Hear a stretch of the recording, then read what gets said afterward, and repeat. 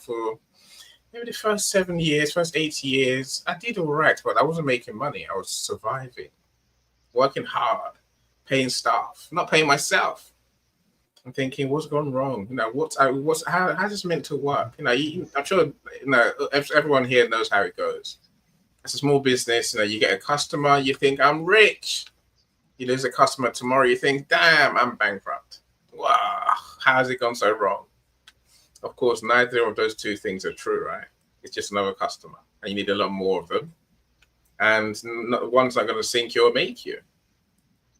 So I was about to leave LinkedIn a couple of years ago, maybe 3 years ago, 2022, because LinkedIn didn't like what I was doing in terms of connecting my clients with LinkedIn members. So literally, I was going out the door and I saw the LinkedIn event come on, and I thought, I wonder. I want to do what I do on a one-to-many basis rather than one-to-one. Rather than one-to-one connections, let's talk to people. And let's see what that does for my clients, my friends. Can my friends engage an audience enough if I create the space for them? Hence, this room was born.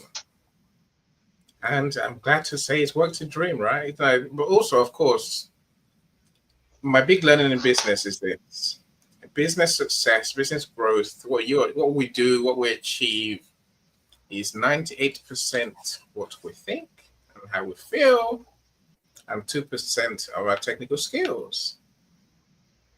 So that's what we tend to discuss in this room. Even though it's about business, you find a lot of mindset comes into our conversations. That excites me. And I guess in a growth mindset kind of way, I'm forever reading, forever trying to learn more, forever trying to see where the next bit of genius is hiding. More often than not, it's in books. It can be in videos, with people I meet. Gladys and Ronald being perfect examples. It can be friends that I have, or conversations that I have. Again, I'm always one to really think. I try and think more than I used to. I know what I mean. And I try and when I come across something, I will ask, naturally, I'll ask myself, does that apply to you? Again, from a mindset perspective, I want to believe that nothing's by accident, right? There's a reason why you're not, and why my friends are my friends. So these are all the things that excite me and keep me going. Mr. Merrill, I see you on LinkedIn. I don't see you. Okay. There's more people in the studio. Miss Mel, welcome. So Mel has her Be Visible with Mel shows. I don't know. She does a lot more shows than Be Visible with Mel. Just the last time I was on there, we talk about music, and I think I discovered some greatest music ever, Mel. Stevie Wonder's. Oh, I don't know what the album's called now. I'm not that good, right? But Mel is one definitely you want to connect with. She has several shows, and she's a joy, a bundle of energy, a bundle of happiness. My kind of friends. So I do connect with her for sure. Yolanda, you made it, Yolanda. Hello, everyone. She says Yolanda is probably my favorite client right now, because we're working on her book. Which is coming out soon. I say soon. Book writing is a long process, right? And Yolanda and I spend hours every week recording. I can transcribe the content. She's a star. When you see her book, you'll be amazed. I know, I'm amazed. So it really excites me. Coach David, you've made your way. Welcome, Coach. So Gladys, you can relax now, right? We're back to normal. We're fine. Welcome back, Ronald. Every time we get kicked off, please do come back. Chanel, I see you. Welcome. Yeah, yes.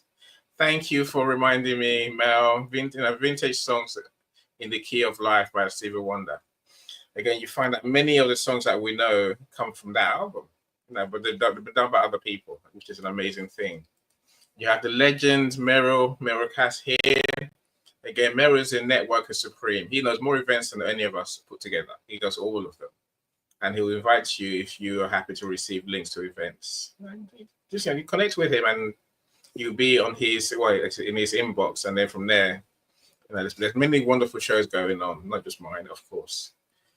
Well, man, Merrill just there's a great supporter for everyone, and he sends invites. I've been sending invites right now to people saying, "Join in his show." I hope you are, Merrill. I hope you are. I hope you are for sure. Coach Ash, if I mentioned you, superstar. And I said, look, the mindset coaches in this room are Coach Ashif and Sean. These are the two mindset legends. Yeah. I'm not a mindset coach. I'm a learner. And what I try and do in these rooms is share what I'm learning. And just to help me, there's something they say, you only learn something when you know how to tell someone, how to teach it, so to speak, right? We can talk Oh, about yeah. it. So this room is all about me trying to share with you what I'm learning, just to see how whether it fits with what your understanding, your take, and also whether I can learn even more from you. I'm going to do it about what learning really means. Because, like I say, there's stages of learning. There's reading, seeing, and go, I know it. And then there's also learning enough to teach it, right? Anyway, my excitement builds, my friends. Look, if you want your book done, let's talk. You want a book published, written, you want to become a bestseller, then let's talk. I can do all that for you. That's what I do for my friends, right? Of course, I do these events as well. So if you want to do an event, don't know where to start, we can help you organize, plan, fill the event, co-host if you want, and all that. I've talked way too much. Welcome, Coach. I see you. Right. Gladys, I think I'll let you speak first. Now, please, tell them who you are. Tell them who you are. Then I come to you, Ronald. There you go. Hello, everyone. I am Gladys, and my name is Gladys, and I am with a nutraceutical company, Mormito. So you know how there are so many folks who struggle with back pain and sleep issues, and they're looking for a natural alternative. Well, there was an echo. You know what I mean? So what I do is I help them to deal with their situation better through our company's products so that they can sleep better, deal with less pain, and have more energy, and not have to resort to using opioids and use a natural alternative instead, which is Mormito. And Mormito products help you to rebuild and restore your mitochondria, because you lose mitochondria as you age, especially in your 40s. So you want to rebuild your mitochondria, which is the powerhouse of your cells, in order for your body to heal naturally. All right. And I do have the products here, which is the bundle. The Rejuvenate Gel is here, the Brain and Body Capsules, and the Restore Oil, which you would simply place with the dropper underneath your tongue. So, and there's also pet health for those pet lovers out there, the pet parents, so to speak, because our pets deal with little issues and illnesses as well. And anyone that's interested in learning more about the products, on Saturdays and Mondays, there's a product call, 8 p.m. on Mondays Central, 9 p.m. Eastern, Saturdays 11 a.m. Central, 12 noon Eastern, 608-906-0003. That's 608-906-0003, where you can ask questions, learn more about all of these fabulous herbs that are in here, and just listen to some great testimonials. And I'm happy to be here, and thank you, Annie. Yeah, awesome. Again, I didn't know you had events, but now I do, right? Now I do. So, the easiest thing to do, my friends, connect with Gladys, and then she can send you the information. Otherwise, you can feel free to post the information in the comments after the show, Gladys. Feel free, because then more people will see it. So I'm going to go to the legend Ronald next. Ronald, please tell them about who you are, what you do, and your genius, my friend. Oh my gosh. I mean, this is such a laudatory experience, Eddie, and we've just met. And then you are a good judge of people, so I'm going to accept your opinion and then try to live up to it. This is wonderful. But yes, hello everyone. It's a pleasure to be on board here with Annie at this event and also with you too, Gladys. Uh, I am Ron Henderson. I'm from the States, Maryland in particular, and I am a retiree. I spent some 30, some 40, some years in customer service out there in the field, traveling around across 4 states and a city. But I was a workaholic before I knew what workaholism even meant. So what it was that I continued to work, work, work, and life passed me by. Well, I retired in 2019, and my wife had retired prior to me. We both worked for a major corporation. We were devoted and dedicated, but now we're learning to work for ourselves. And you talked about working, Annie. You talked about working and working and working, but are you really being productive? And what are you working for? You were working for yourself. I was working for a corporation. Well, when I left, the corporation left. So I'm learning to be associated with people, especially through social media. My hashtag is never too old, never too late, and also hashtag significance after 70, and a number of others. Neuroplasticity. You talked about mindset. Yes, neuroplasticity. And I'm able to learn and relearn. And what I'm doing is I'm reformatting my head drive and my hard drive. My head drive and my hard drive. And I'm loading new software, primarily abundance software, capability, possibility software, and also loading different apps that are going to be beneficial to my growth. And then rebuilding relationships that falter by the side. So all that I'm saying is part of my conviction. I'm finding my voice and helping others to find theirs. My wife and I together, our individual voices, and then our collective voices supporting each other. And how are we going to do that? Well, for one thing, we're learning how to live a more intentional life, a more intentional life and less reactionary. We're learning how to plot our own course, how to work together, how to make plans, how to have goals, and we check these things each week, each Monday. We sit down together. We're learning how to communicate with each other and also within ourselves. We're learning a new language. We're thinking differently. Like I said, we're up in age in our 70s, but we're not letting that stop us. As a matter of fact, that's our motivation.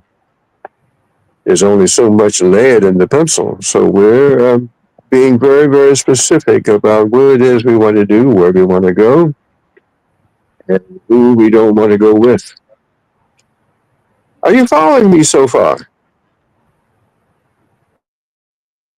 I'm Look, open for comments. I stand here quietly. Of course, we're following you. I will come back to there's comments. People are hearing you, Ronald. So it's all good. Okay, terrific. Please carry on, please. Just speaking, I'm not just speaking for myself. I'm speaking for those that need to speak and need to be heard.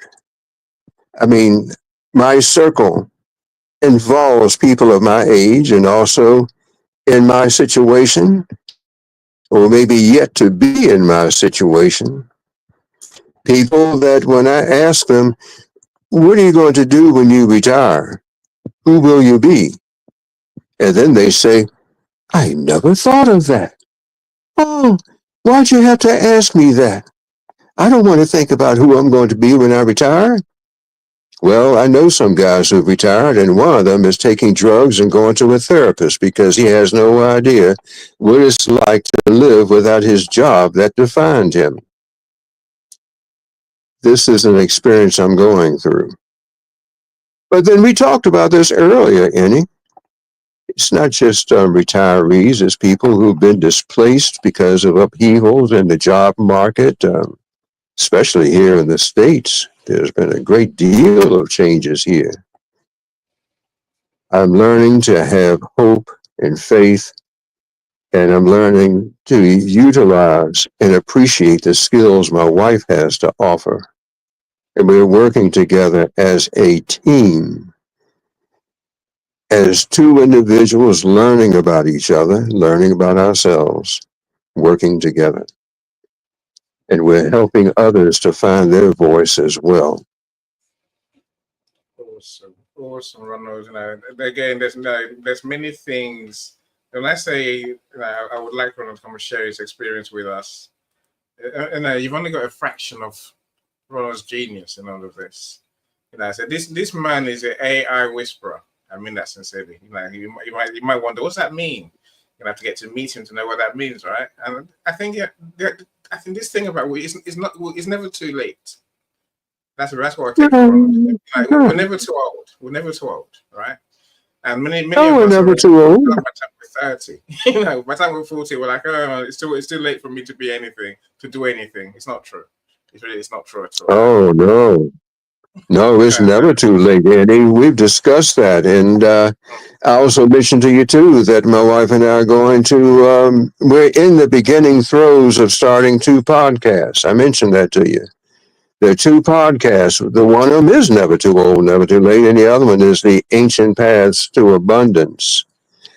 We're constructing these, we're learning from our own experience, and we're asking for godly wisdom and what to do at this time, how to use our God given gifts and talents and our creativity and wisdom. You say wisdom often, wisdom, hashtag wisdom. Yeah. I've met many beautiful people. Yeah. Again, please share the links. Share the links for your podcast. I'm sure we'll like to join in and listen. So thank you so much, Ronald. Again, I know you have a point of view on this conversation, so please bear with us. So let's go around again. I'll come back to you for sure. Sure. Philip says, I'll also be a guest speaker for sure. Of course, Philip, let's talk. We'll talk before. Of course, you can be a guest speaker. You just come on stage, right? You come on stage. Coach Ashley, you're jumping ahead. Acceptance and lived wisdom, well shared, Ronald. Truly, so do connect for sure. I see Yolanda is answering my question already. My question today is: could you work with someone that you had a disagreement with? That's a real question. Could you work with someone with whom you have a fundamental? Well, you had. I use the word deliberately. Had, right? In other words, in the past. It's not like today, but of course, I think we are very good at continuing the pain. We love to continue the gripe, the hate, the dislike, the whole negative feeling that comes with, I don't like that person. They've done me wrong. I'm hurt. I'm annoyed. I'm upset. So Yolanda, I say, good on you, my friend. I'm trying to be like you. It's every day I have to deal with people who upset me, but I get over it. But there's many layers to our conversation today, which I hope we'll cover in good time. The legend, Sir Stanley Green, is here as well. Welcome, Sir Stanley. Sir Stanley is the power thinking genius. Power thinking is, the bite-size, positive and growth mindset groups that Sir Stanley runs. They have we have an app now as well. I'm a member of the Power Thinking group. So we have events on Wednesdays. Sometimes they are phone events. You join a computer or your mobile. Other times it's a live stream like this, or it's a Zoom room as well. I do connect with him. I think essentially my mindset coach was a great investment. It was six digits. Think about it that way, right?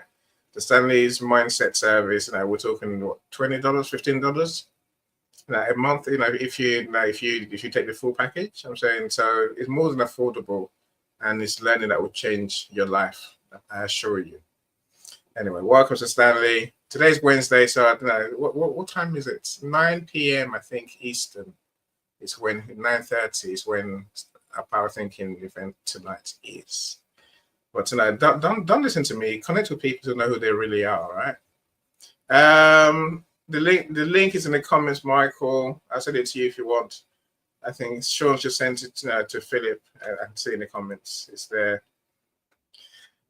So, of course, I'll send it to your DM in a second, Michael. So I want to hear your thoughts on that topic. Jeremy, welcome. See, my sister Rosemary, Positivity B, glad you're here. I work with someone I dislike because I can't let emotions affect my productivity. You know, and so unlike some other people, because some other people depend on it, right? Again, don't spoil my fun. Here's what I want today. I want those who are going to say, yes, Annie, we are ultimately forgiveness. We forgive people. We can let it go. I want the others who say, no, never forgive. Now hold the salt to their throats. Never forgive them. Never let them off, right? I just can't let them. I just can't let it. Don't be all neutral and say like any. Yes, we agree with you. That spoils my fun. There's no argument there, is there? Let me welcome William, and I'll let Coach have his say, and I will let Zara and then Philip. Welcome, Philip. Good to see you on here, my friend.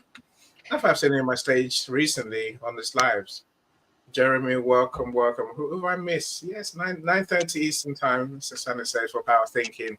Do connect with him. Again, there's a pure genius, Hallelujah. That's her name, right? Welcome, Halle. So glad you're here. You're a truly funny lady, and she has a networking group, a speed networking group. If you want to do speed networking on steroids, literally, she's the one to connect with. And of course, she has all that meetings in the plane as well. So I'll leave you with that. Connect with that and see what I mean. Who is this? Yes, I would. Yes, I would, because you have to be professional and keep your boundaries and respect. I think that's probably lose. I don't know. LinkedIn user, help me out here. Have I missed anyone? I think I've got through everyone in the comments so far. Now, William Rochelle, welcome, sir. Glad you're here. It's another live event host and just a good friend to everyone. So do connect with him. Thank you so much for all being here. I'm blown away, but you're here, right? Coach, quick introduction, my friend. Tell them who you are, and then I'll go to Zara, and then we'll start the conversation after Philip tells us who he is. How you doing, Coach? I'm here. I'm good. Awesome panelists. Sean has got a very powerful radio voice, by the way. You got wealth in your voice. I hope you know that. Me or Sean or Ronald? No, I'm talking about Sean. Sean has gold in his voice. He really has. I hope he knows that voice you can get away with more than literally, if you know what I'm saying. That's an exaggeration. But seriously, Sean, you got gold in your voice. That's because you mentioned that you're looking for wealth in old places and new places. That's my interpretation of who you are. Thank you for giving us the beautiful voice that you have, despite your story. So, Annie, you know me. I am a coach. I sit in the intersection of technology and behavioral intelligence, and I'm also a futurist. I do work also within the Christian faith. I believe in original work. I try to research to add my own little dent to the universe in making the world a better place. I'm excited to be here. Interesting topic, and I'm looking forward to the contributions. I think it's a yes or no. Life. I wish life was that straight. There's nothing like I would never work with you again because I'm hot. If you're the pilot of a plane and you've hurt me before, doesn't concern me. Look, fly the plane, land me on the other side. That's fine. You're a chef. in a restaurant I'm eating and I happen to just see you as the chef, I've paid. Yes, you could poison my food, but I mean, there's an overarching trust and care obligation of the business that you're also operating as a part of. I may grimace at you, I may ogle at you, but I have to eat the food I've paid. You are the I only agree. person. You are I the only person. Yeah, you're the only person that can drive, and you've hurt me badly. It doesn't matter. You are the only guy who can drive. I will be in the car. You must drive, and I must go from point A to B. But when I have my way, and I know your behavioral pattern, old habits die hard, and I also understand the ethos, pathos, and chronos and the kairos of the soul. That's a lot. There are people who have below the surface, they will behave a certain way. Or I know your goal or objective is eventually to hurt me. You came to that partnership to drain some life out of me to hurt me. You're an energy drainer. Many years ago, I didn't know there were energy drainers. 25 years ago, when I started my career, 30 years ago, when I started my career, about 28 years ago, precisely. But after working for 10 years, I began to understand energy. Look, in the first few minutes, you drain me of energy. We meet 10 times, and my energy calibration is low, low, low, low, low, low, low. Life has taught me that eventually you will dupe me of value. I will lose money through you. Here's the difference about me. I'm willing to risk another outcome as an experimenter because I'm also a researcher. I don't conclude. We'll go to another meeting. Every meeting I finish with you, there are people that taking people's energy, taking people's creativity. There's spiritual intelligence going on. So I know when people are trying to steal virtue and all those things, talk less of money. P&L and money is down the line. So because some people trust me with their personal futures, some people ask me deep questions like, "Can I marry this person?" They bring someone to me, and I just say, "Can I sit with you both for 5 minutes and just watch you interact? Just talk to him, talk to her. Let's do drama." And I've found it to be right over the long times. Now, those are very serious things. I look at industries, who will fail, who will succeed. And some people trust me to give them counsel. I'm as good as my last advice. Will you lose money with this guy? Yes. Should I hire this guy as my CEO? Will he dupe me? Yes. But however, you succeed in the first 3 years. Or put this guy or guardrail into it. So that's my paradigm. No, but there's no permanent interest, no permanent personality. So there's no permanent friends or permanent yes or no's. Only permanent interests and objectives. We now watch the personality of the person. That's my own take. Some things are very die hard because I've gone through a lot. Trust me, I started my life very extroverted. I started my life, I don't care. I love people. I can love you to death. Meeting you on the first date. But now I'm totally observant. Look, my per second is observing. If I'm talking, I'm observing. If I'm sleeping, I'm observing. I'm a paranoid data collector. In the school of life and destiny, only the paranoid survive. There are no permanent interests, no permanent friends. Only I people hope, that I hope you, eventually I hope you sleep deeply, Coach. Come on now. You know, listen. we have to Listen, learn Annie, to life is short. let it Listen, go. Let listen, it go. listen. Annie, life is short. Yes, well, you must sleep. Listen, I know, I agree. I sleep. All my point is, the yes or no switch does not exist. Mm, The framing of that question, oh, I generally forgive. I generally don't forgive. No, that's not the point. The point is, what is the nature of the task? Do I have alternatives or not?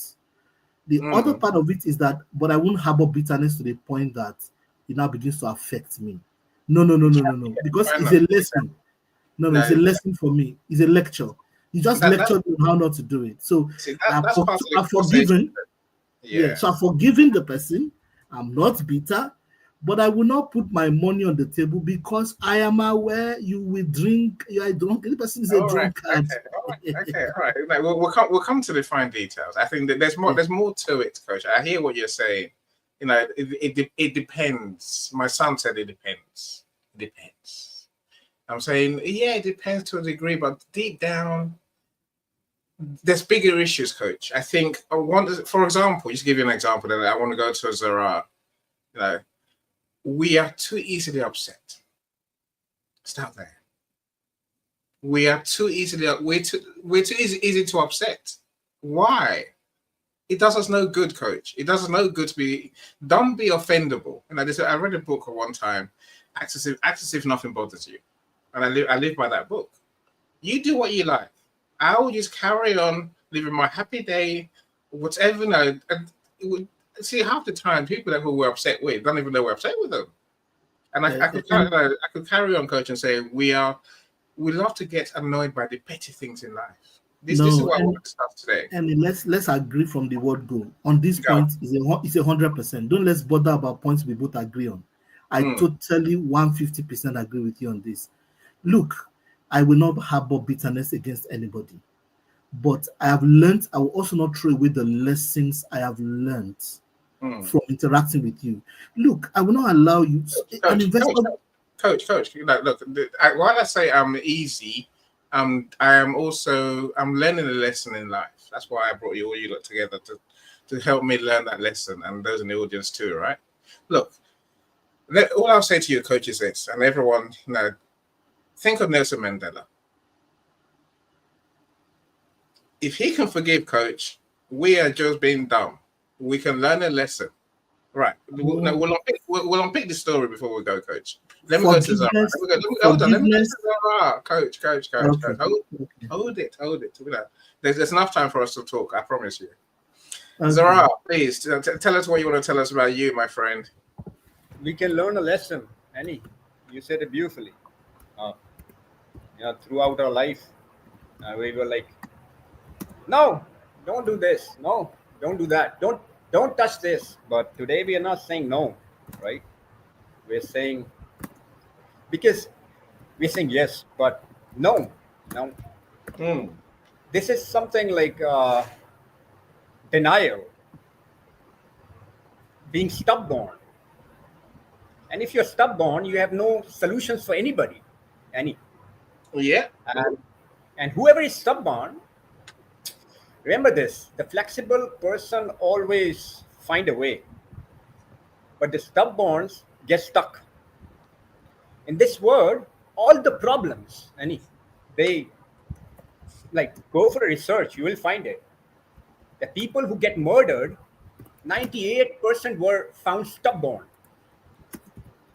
They force the murderer to an extent that they leave no option for them. Even the person who's getting murdered, he don't want to be killed. He want to be saved. But people, they push a murderer to an extent that no choice. And all the conflicts, problems, challenges in the world is because of stubborn people. Yes. Never be stubborn, being flexible, finding a way, going your head down, understanding. And it's hard to see someone you love the most in life going away from you. But to move on, that's fine. But you know that you have to work out with them, you have to work with them, you have to forgive them again and again. And but let's see, there is another, let me tell you one thing. Okay, I was reading a book nowadays where the book name is Living in the Present. And it says something like the power of now. Maybe you have heard about it. The power of now. Where okay, I haven't seen the book myself. I don't know if you have, my friend. So I haven't seen it myself. But please carry on, please. Now, what's in the book? just one paragraph, and then that's it. You can. A beggar. He was sitting on the side of the road for over like 20 years, and one day a stranger like Annie asked, "Do you have any change?" The beggar said, "No, I don't have any." Said, "What are you sitting on?" And Annie asked me, "What are you sitting on, Zarar?" I said, "It's just a box, just an old box." Said, "Open it." Said, "Why?" "Just look inside." And he's saying me to look inside.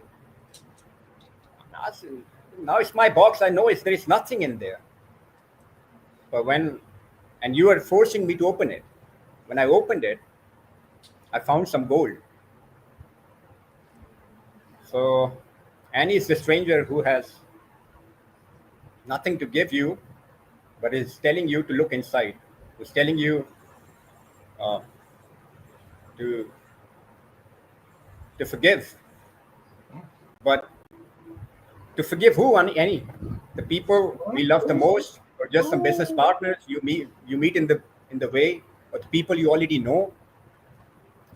It depends. Being Mm. your authentic self in the business. Uh, is he a close partner to you, or is he just an employee or anybody you want to fire? Fire him from the office. You can fire him because you have got authority. Can you honor your truth, and can you do you have that power to forgive someone and keep him in the company, to serve your company? Give him another chance. I think giving if God, Rab, Allah is giving you a chance and He forgives you beside our so many sins we have done in our life, then we should have that little flexibility. We should bow our head down because the door is small. You cannot pass through it. You have to. And lots of armies. I have seen lots of armies. They get orders from the battalion commander, and they say, and they're going parading, and there is a door inside, and they will be like standing like that with their hands like that and watching the door because the door is too small and they cannot bow their head down. So you have to be a little bit flexible in Yes. the business to just a little sharing. Look, thank you so much. There's so many points there, Zara. You know, be flexible for sure. I guess no. I think that we asked a question, which I think is so important. Who are we really forgiving? Because I think many of us understand we're forgiving ourselves primarily. We're letting ourselves free of this burden that doesn't serve us. It's in the past, and we have to learn to let the past be the past. Yes, I know we carry the baggage. I'm saying, how do we get rid of it? So I'm Sean. I see, of course, Mike. Welcome as well, Mike. I want to welcome Andre. Andre, you're a busy man, my friend. That's why you're on the show with Zion today. Our burnout expert, and that ultimately is all right. If we don't forgive, we risk burnout. We risk carrying this burden that's going to eat us up.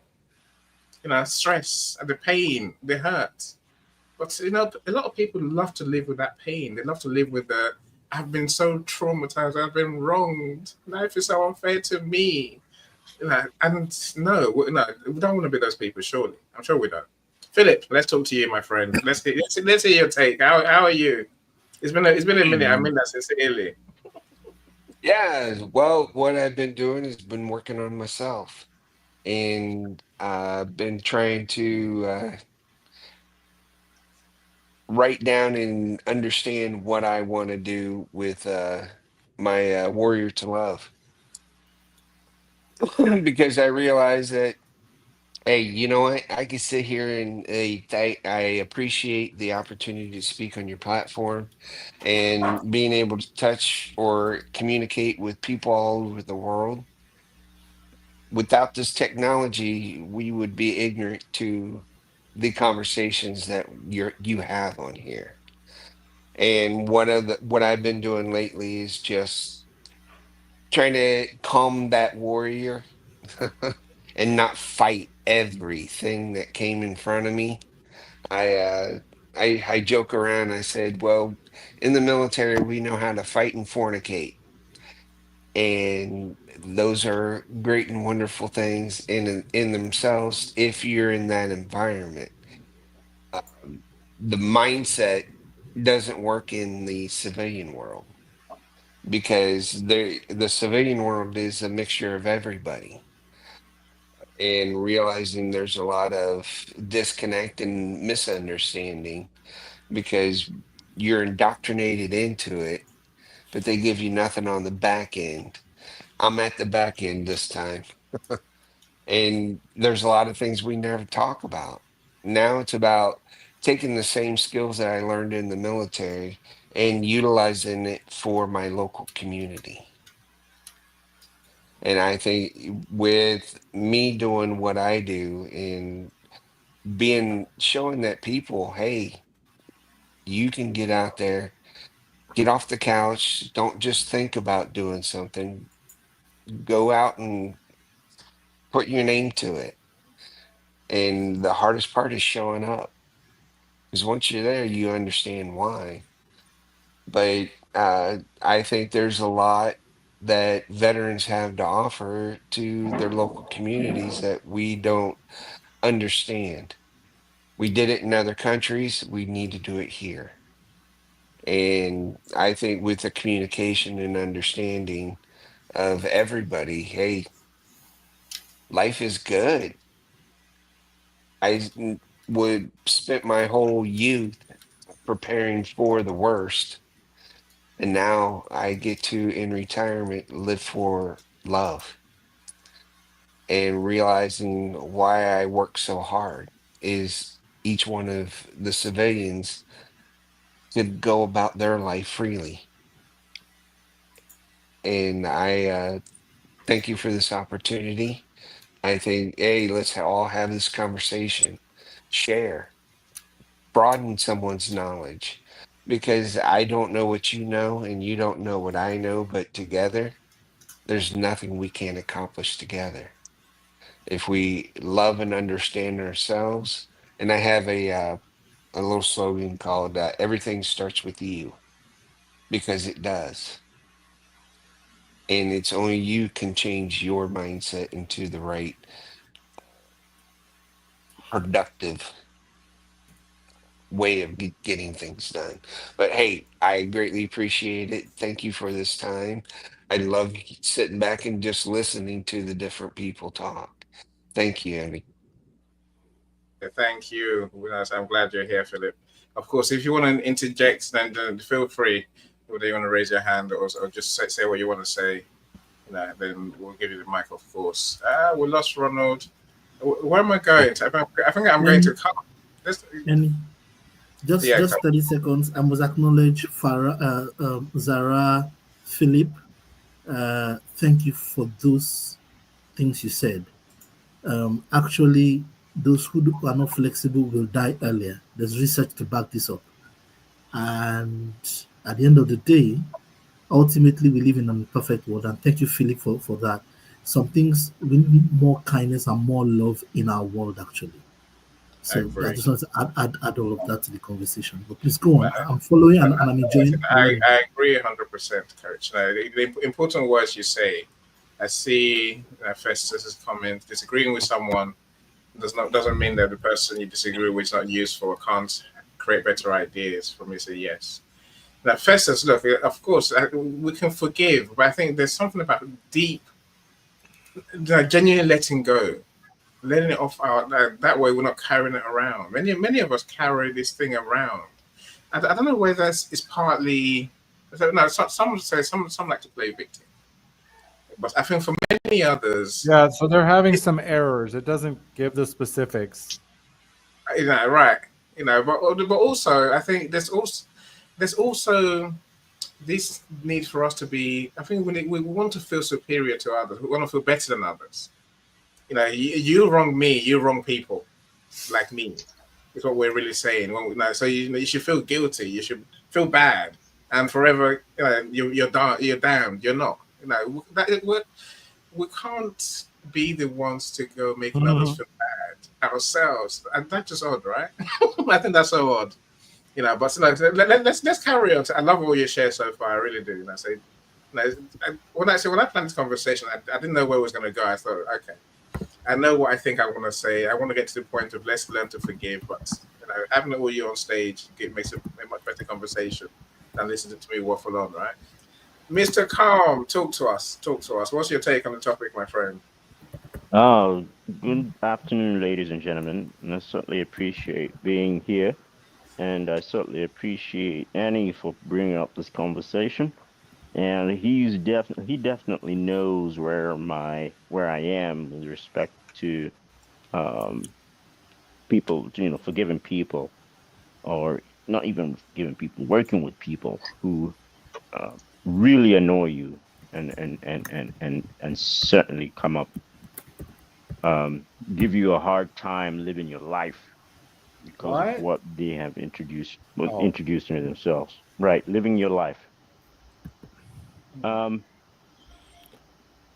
I believe that it's imperative that you didn't you when you go through your life that you never burden yourself. You know, you never carry a piece of baggage that loads you, puts weight on you. Um, I think it's easy to understand when we talk about a computer.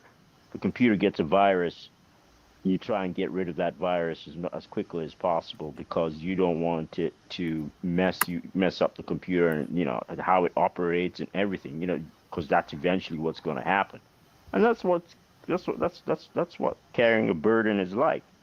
When you carry a burden, it messes you up. It messes your normal operation. It really antagonizes you. Um, and you got in order to feel normal, you got to get rid of it. So why carry a load that is very negative and makes you operate in a manner that you hate yourself? You want to be presenting yourself in a positive light, in a way in which you can do business positively and effectively and competitively, not not in a manner that is negative, not in a manner that really puts you down. No, when you carry a computer or even any hardware, you take it and you attach it to any other location or a network, any place that you go to, and it's got a virus in it. What's it gonna do? It's gonna jump and start affecting other computers, and then it's gonna start affecting other people. So it's just like that too. You carry that, you're gonna start affecting other What's the matter? people. You're gonna, start What were imposing you? this very burden in other What people's was all the lives. jibby jabby on the way up the stairs? Right. Oh, really? Who's that? I can't see because you're on big screen. All right. Jibby Sean, Jabby. Sean has a Jibby hot Jabby. mic. Okay, sure. Yeah, okay, that's Sean, right? Okay, Oh, okay. Sean, is that the child? Sorry, apologies. Oh, Carry okay. on, You're all carry on, right, Mr. Sean. Carl. Carry on. Anytime you wanna chip in, chip in. Whatever you want to say. Um, so yeah, that's basically how I feel, and that's basically what I think you should be doing. Is basically getting rid of that load. You know, it's for your benefit, for your healthy benefit. Like Coach was saying, you live longer. Don't we all want to live longer? But then the most important thing is to live happily, to live, your most authentic life, one in which you are making the universe a better place, as opposed to making it an awful, uninviting place. You want the area that's surrounding you, your aura, to attract people, not to repel people. I presume that's what most of us want, right? Mhm. So that's what we should be doing. Getting rid of that negativity and attracting people. You make yourself a better life. Thank you. Thank you very much, Annie. I certainly appreciate the opportunity to talk to these nice folks and gentlemen and ladies. Okay, so my mic was on. Coach Ashif says, "Forgive and make it known." I like that. And I think miracles and the people who I guess deliberately. I don't know whether they're the ones who deliberately upset you or whether they're the ones who I don't know. I think we suck our own energy. It's not them, Meryl, is my point. It's not them who are. They're I not the ones guess who to us. make It's it not. known is to elicit reciprocity. That is Yes. exactly what you do. We're Yeah. trying to do that there. Yeah. Yeah. Okay. I think that for Rosemary is where I think I'm trying to get to. She's trying to explain. She says it much better than I do, right? She says, "Pay people with good, let them carry your guilt."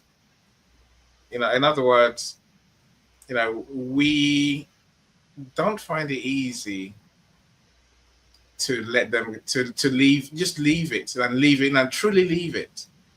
You know, never to be affected, be triggered by it.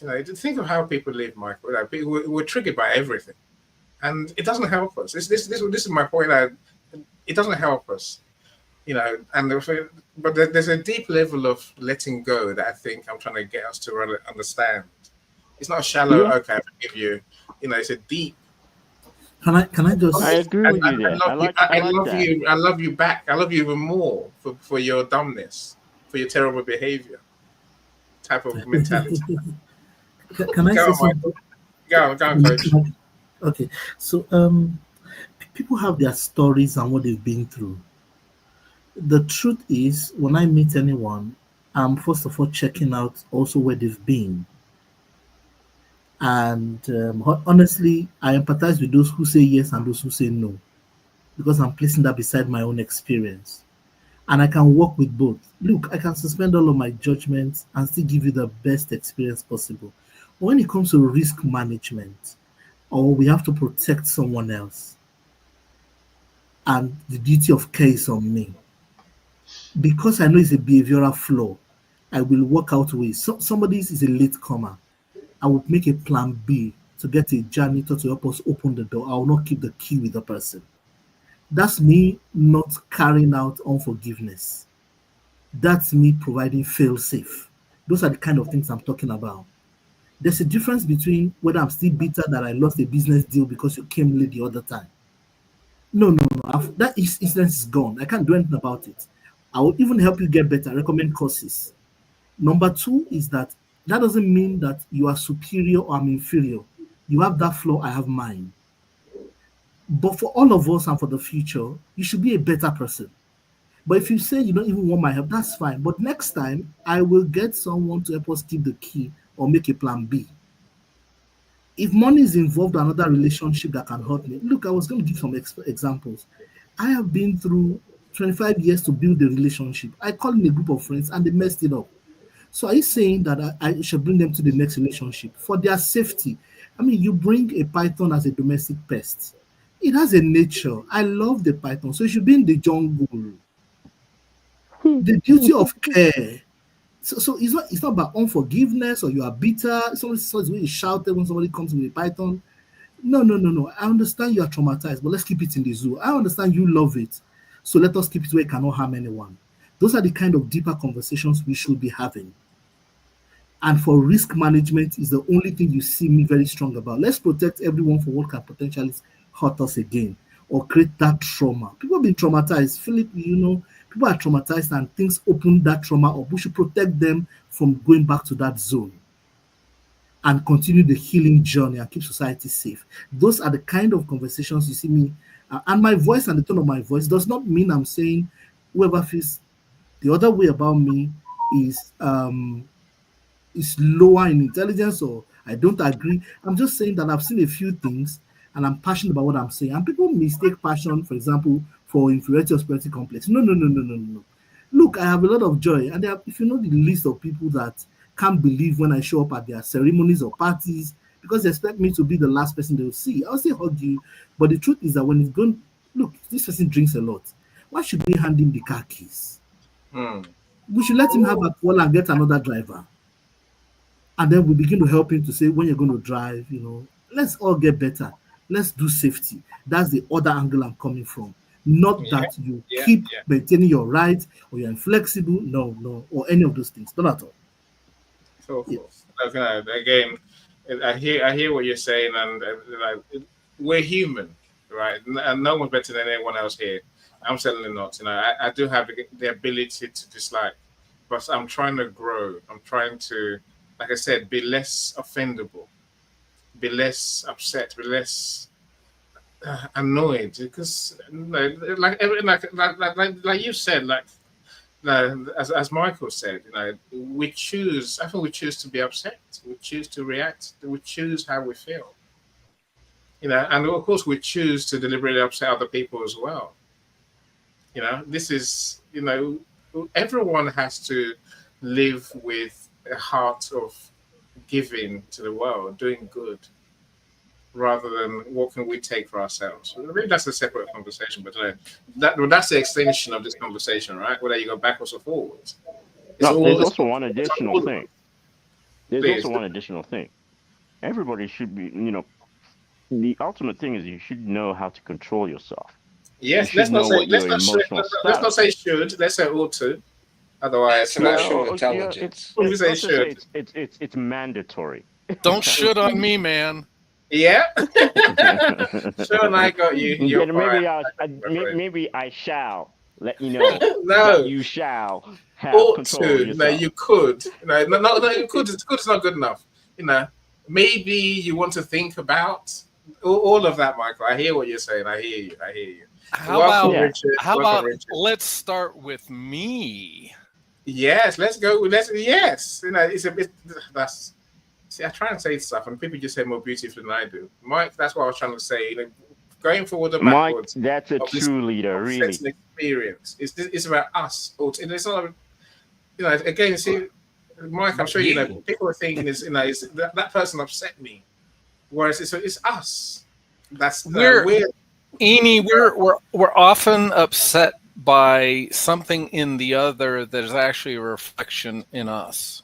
100%. Because the depth of that upset is not just a reaction to what they're doing. And it's okay, by the way, in my opinion, to be authentic, to be transparent, and say you have injured a boundary that I need to maintain and support. But that's in business. It's a rough and tumble world, right? And I always say, as a leader, I want to lead from the front. So, and the way to influence, conversely, or it's a little odd, is that you need to listen 1st. Mhm. A very wise man once said, Mike, the issue is very rarely the issue, meaning that what that person is presenting is likely not actually the real issue.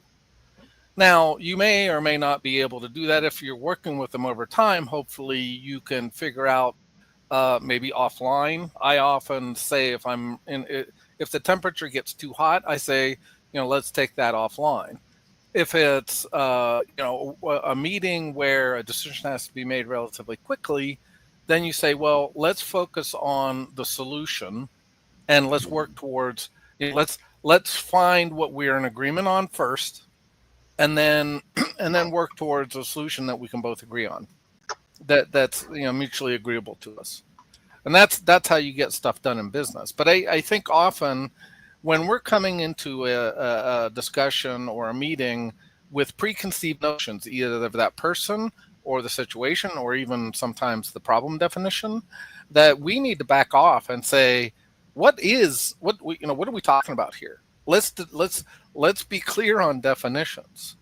The other thing, Eni, I try not to confuse forgiveness with um, with giving someone grace in a business sense, meaning that forgiveness for me is a reaction to a pretty serious injury, usually a boundary injury, that I need to let go of because I'm not going to allow them to rob my joy, my energy, and it's not productive for me. So forgiveness, and I misunderstood this for quite a few years, because in the Christian tradition, typically you're forgiving for the other person. Now that's called reconciliation. Yeah. Reconciliation for me is that there is an agreement from both parties that something happened, and then we work towards a mutually agreeable solution. That forgiveness and reconciliation are two different things. I agree. I totally agree, Mike. Look, I will say one thing. So, Anthony, welcome, my friend. And it seems that people are trying to join the studio. It's always weird. The one topic I choose and I say I'm not really wedded to is the one probably I'm getting most conversation out of people, right? It's weird, but I'll take it. Those who are trying to join the studio, please bear with us. As people leave the studio, then you can join us. I can have 10 in the studio at one time, right? So do bear with I got a us. question for Mike, real quick. Yeah, go for it. Go for it. Mike, what is most important, reconciliation or forgiveness? Mike, More go for it. important in what Mike LeBlanc, sense? since Yeah. you're very blunt. More important in what sense? From your perspective, from a business from your total, outlook with respect to getting a project done or working with the other person, what exactly would be better for you As an individual, when you and taking into assumption you've ran into all sorts of circumstances in that you could run into in the world where you've totally gone into you got into a scenario where you found someone that you cannot work with, and they are forcing you to either one, what do you call it, reconcile, or two, forgive. So which one of those is the one that you find that you're always having to do first before you do the other because it's more important? In order of operations, I would probably say forgiveness. My goal is Yes. reconciliation, but I've also done a third path, which is let it explode. And what I mean by that is I have let projects fail because I couldn't get, if that person was a person of influence, and I had done everything within my power to reconcile and to come to an agreement and to have a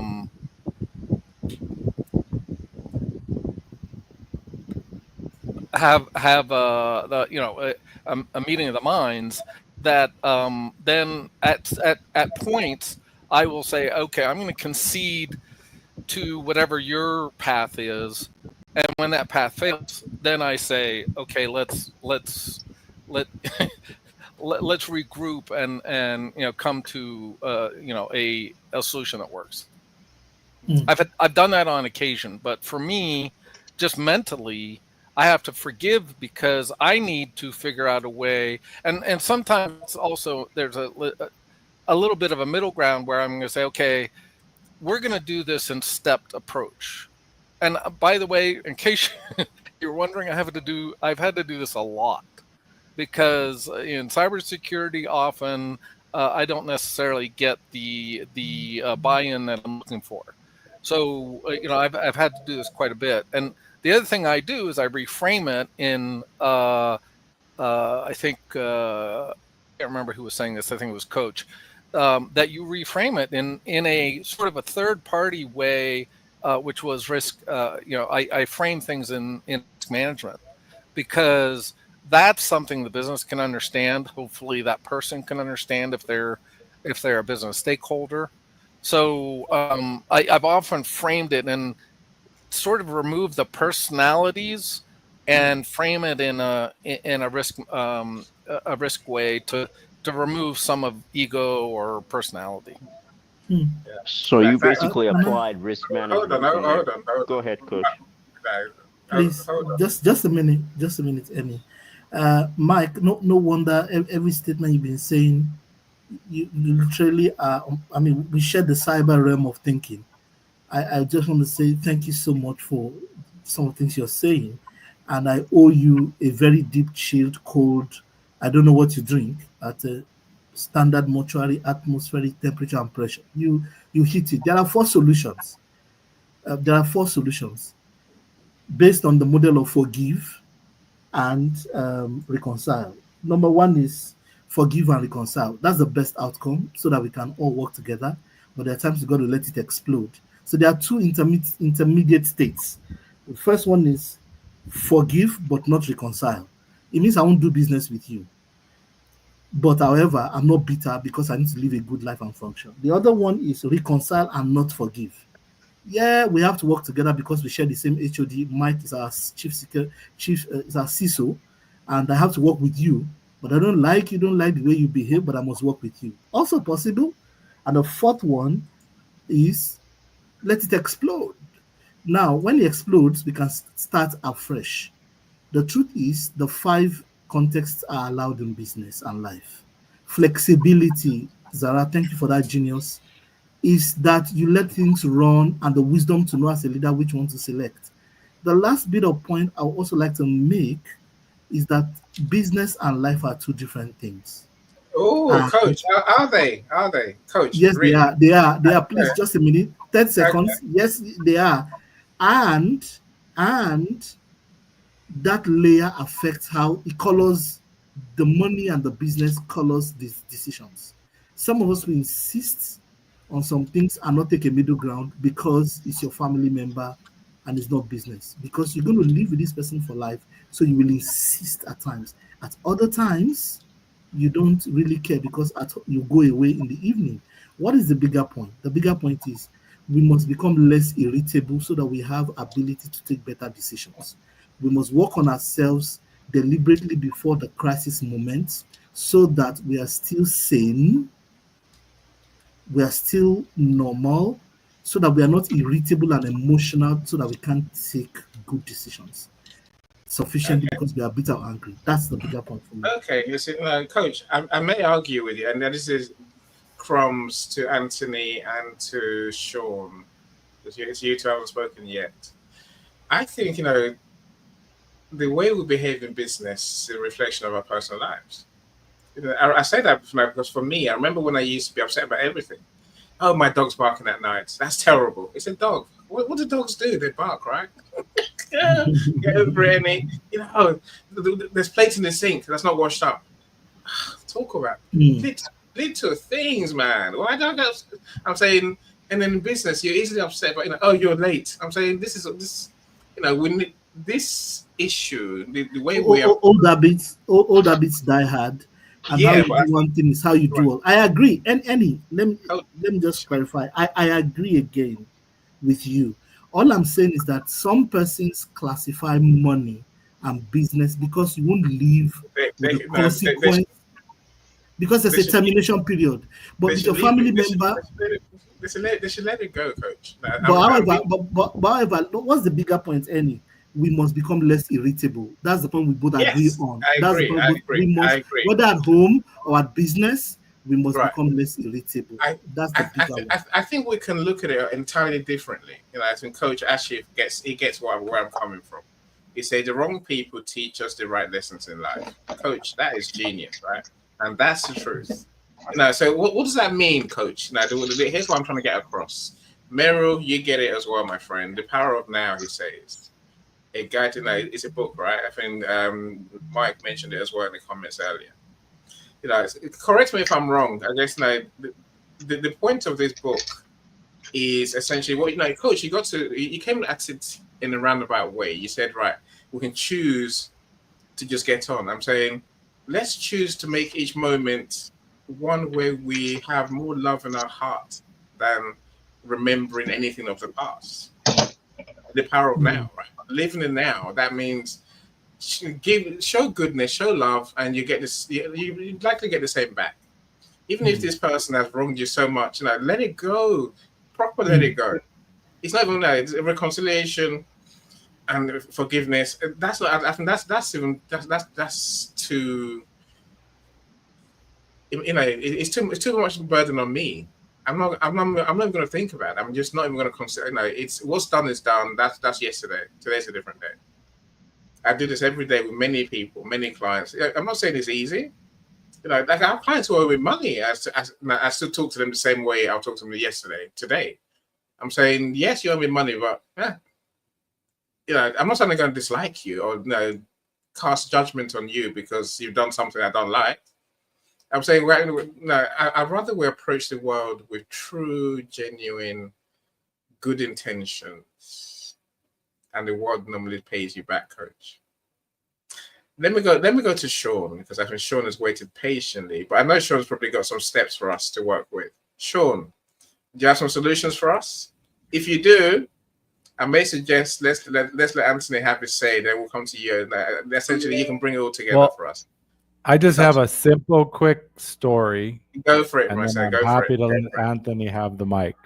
Please, feel free. The mic is So yours. there's a story about a snake that was frozen in the cold. And the farmer grabs the snake and he feels bad for the snake. So he picks him up and puts him in his jacket, trying to warm him up. The snake no sooner wakes up and revives, and he bites the man and takes off. Well, this man, instead of going to the hospital to get treated for the venom, he's searching the forest for this snake so he can ask him, why did you bite me? I saved your life. He ends up dying. Disagreements and holding on to these things is like trying to find the snake and ask them why they bit you. you end up hurting. You end up dying. You know, I just saw this recently in the Matrix. There's a key scene where Neo's with the little boy, and the little boy says, "Do not try to bend the spoon. That is impossible. Realize there is no spoon."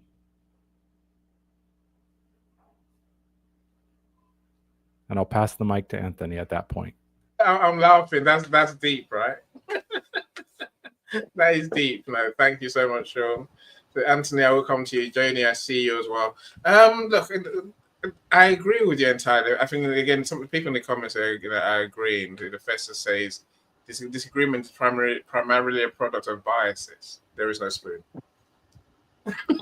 We make up the issue ourselves. To disagree on is the point, right?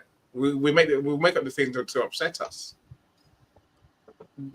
Inherently, the other person is just doing what they're doing. Maybe it's a bad habit they've got. Maybe it's a bad intention they've got, but they're just doing what they're doing. It's not really a problem. Can we really live that way? As Fester says, no one cares really. No one cares enough to be humble, and to see the other angle. That's the truth, Festus, right? Again, Andre said something very similar. Actually, I appreciate disagreements because it means that people are comfortable enough to speak their mind and actually get to learn something. It's not a reframe; it's a different way of being. Sean, there's no spoon. I'll take that. that's the truth, right? We can't just let this go. Anthony, Ronald, I would love to know. Ronald, before I go to Anthony, Ronald, please give me, indulge me. Ronald, you told me a story earlier when we discussed this. Remember the story of you and your colleague? Yes, I don't mind sharing. Please share it with us. Please share it with us. The situation was such that I was a service technician. I performed the role of a technician. And there was a fellow that I was working with, and it was a bit of a braggart. I mean, he had an ego and a superior attitude at times. And I said something that really ticked him off. I didn't mean any harm, but he took it personally. So we separated. Within the realm of the store that we were working in, it was a large store, big box store. So we separated. But what happened to me, not shortly afterwards, what happened to me was that I was overcome with grief from a recent situation, a loss, a person passed, a relative. And it just hit me out of the clear blue sky in front of all these people. So I hurried to the bathroom there, and I was crying. But the fellow must have looked for me, couldn't find me. And then he came in the men's room, he saw me crying, and he hugged me. He gave me a serious man-on-man hug to comfort me. And I saw another side of him. Of course, it would have been odd, to see two guys hugging in the bathroom. But nevertheless, if they saw us, they would see that I was crying and he was giving me a hug. And that helped me to overcome any other infractions that he may have caused with his arrogance while out there in the field. I said, that was just on the surface, but I saw it was underneath him. Thank you. No, thank you, my friend. Thank you. I know why snakes get a bad rap. I don't like snakes either, right? I'm scared of snakes. And when I see them, I tend to behead them. I'm Nigerian. And snakes tend to do serious damage in Nigeria especially, right? And so... leave the snakes alone. But Ronald, you have there's a point there, my friend. We can truly just, let it go. We have to let it go. Anthony, please talk to us.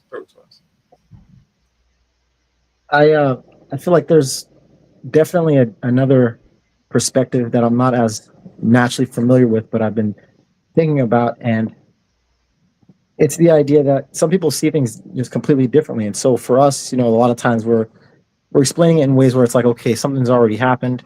Why are we there chasing down the snake when we should be just solving the problem? But a lot of times in our head, we've run away from the snake, where the snake is, we are the problem that we have to fix. And when we ignore the problem and chase the solution, then while that works for something in that short term, the deeper problem still remains. This is like, I think the separation where I forgot who it was saying that the separation between work and life. And the one separation that I can see is that for a lot of people, you work to support your life. It's the cause for the effect. It's not the same thing. And when you organize it as such, you see things a little bit differently. So again, when it comes to like, if you go further back to the idea of like reconciliation versus forgiveness, a lot of times for certain people it's reconciliation, but sometimes it's forgiveness. It's forgiving themselves because maybe somebody didn't respond the way they wanted to, and so they felt slighted. But that feeling that they had was more of like it was a projection from something that they're not accepting in themselves. And so then they project it outward, and then they don't make progress because of that. Sometimes it's the other way where, they don't want to work with the person. There's this difference and they're not willing to reconcile with it. But I think whether or not you choose which one to act on first has more to do with who you are, and especially for more dominant perspectives versus more of a feminine submissive, you're going to have a more of a draw toward one versus the other. And so I think a lot of that has to do with too, like in the medical field, is dominated by females for the most part, like nurses, and there's a certain feeling that they get that's going to be more about how they performed versus where it's an outward. So I think we're trying to look for this balance, and the balance is very difficult because we lean one way or the other. Trying to find an authentic self in the world nowadays. I mean, right now I'm looking at myself, but if I guessed, there's a huge gauge gap between a lot of us, and that it's so different to grow up in a life where we're connected to so much to find yourself. I can't imagine what it's like for the younger generation. And then I think the only way to get there is more open and honest communication like this, being open and vulnerable with everyone in yourself. But to try and explain the value of that to people is what I find that is difficult. They're so afraid of, being judged or looked at or whatever. But at the end of the day, we're going to die. Everyone's going to die. You got to think to yourself, what did I do before then? And whenever I do that, there's always this idea of like, okay, if you do something and fail, it's not as bad as if you wondered what if, because you're not really going to care about all the stuff that you were focused on objectively. There's an objective and a subjective aspect to our lives. There are both, and to try and find which one is more important or which one to focus on is of the moment. So I'm going to shut up now before I run off for forever. No. I hear what you're saying. But I'm going to argue. I don't think we need to make that choice at all. I think we can live almost. It's not. I don't want to say a spiritual way, but I think we know the dangers of holding on to these issues. We know. We know it doesn't help us. Doesn't help anyone. As Annie says, you have to forgive yourself so you can forgive others. I think forgiving yourself to me is leaving your joy all the time, leaving my happiness. Grudges. I ain't got time for grudges. I really haven't. I can't. I used to spend time, but now I just I have to be nice. I'm nice. I like to be nice. It's easy to be nice and not like that, Anthony. It's just easier. It's just to just be happy in a moment than to think, oh, this person is, whatever I'm going to call them, right? But it's too much energy. Yes, I may get screwed up one day, but that's life, right? I'll learn. But I don't think when we lead with love, Anthony, I don't think we ever come unstuck. Someone tell me otherwise. I'll listen. Do you want to add to Anthony? Feel free.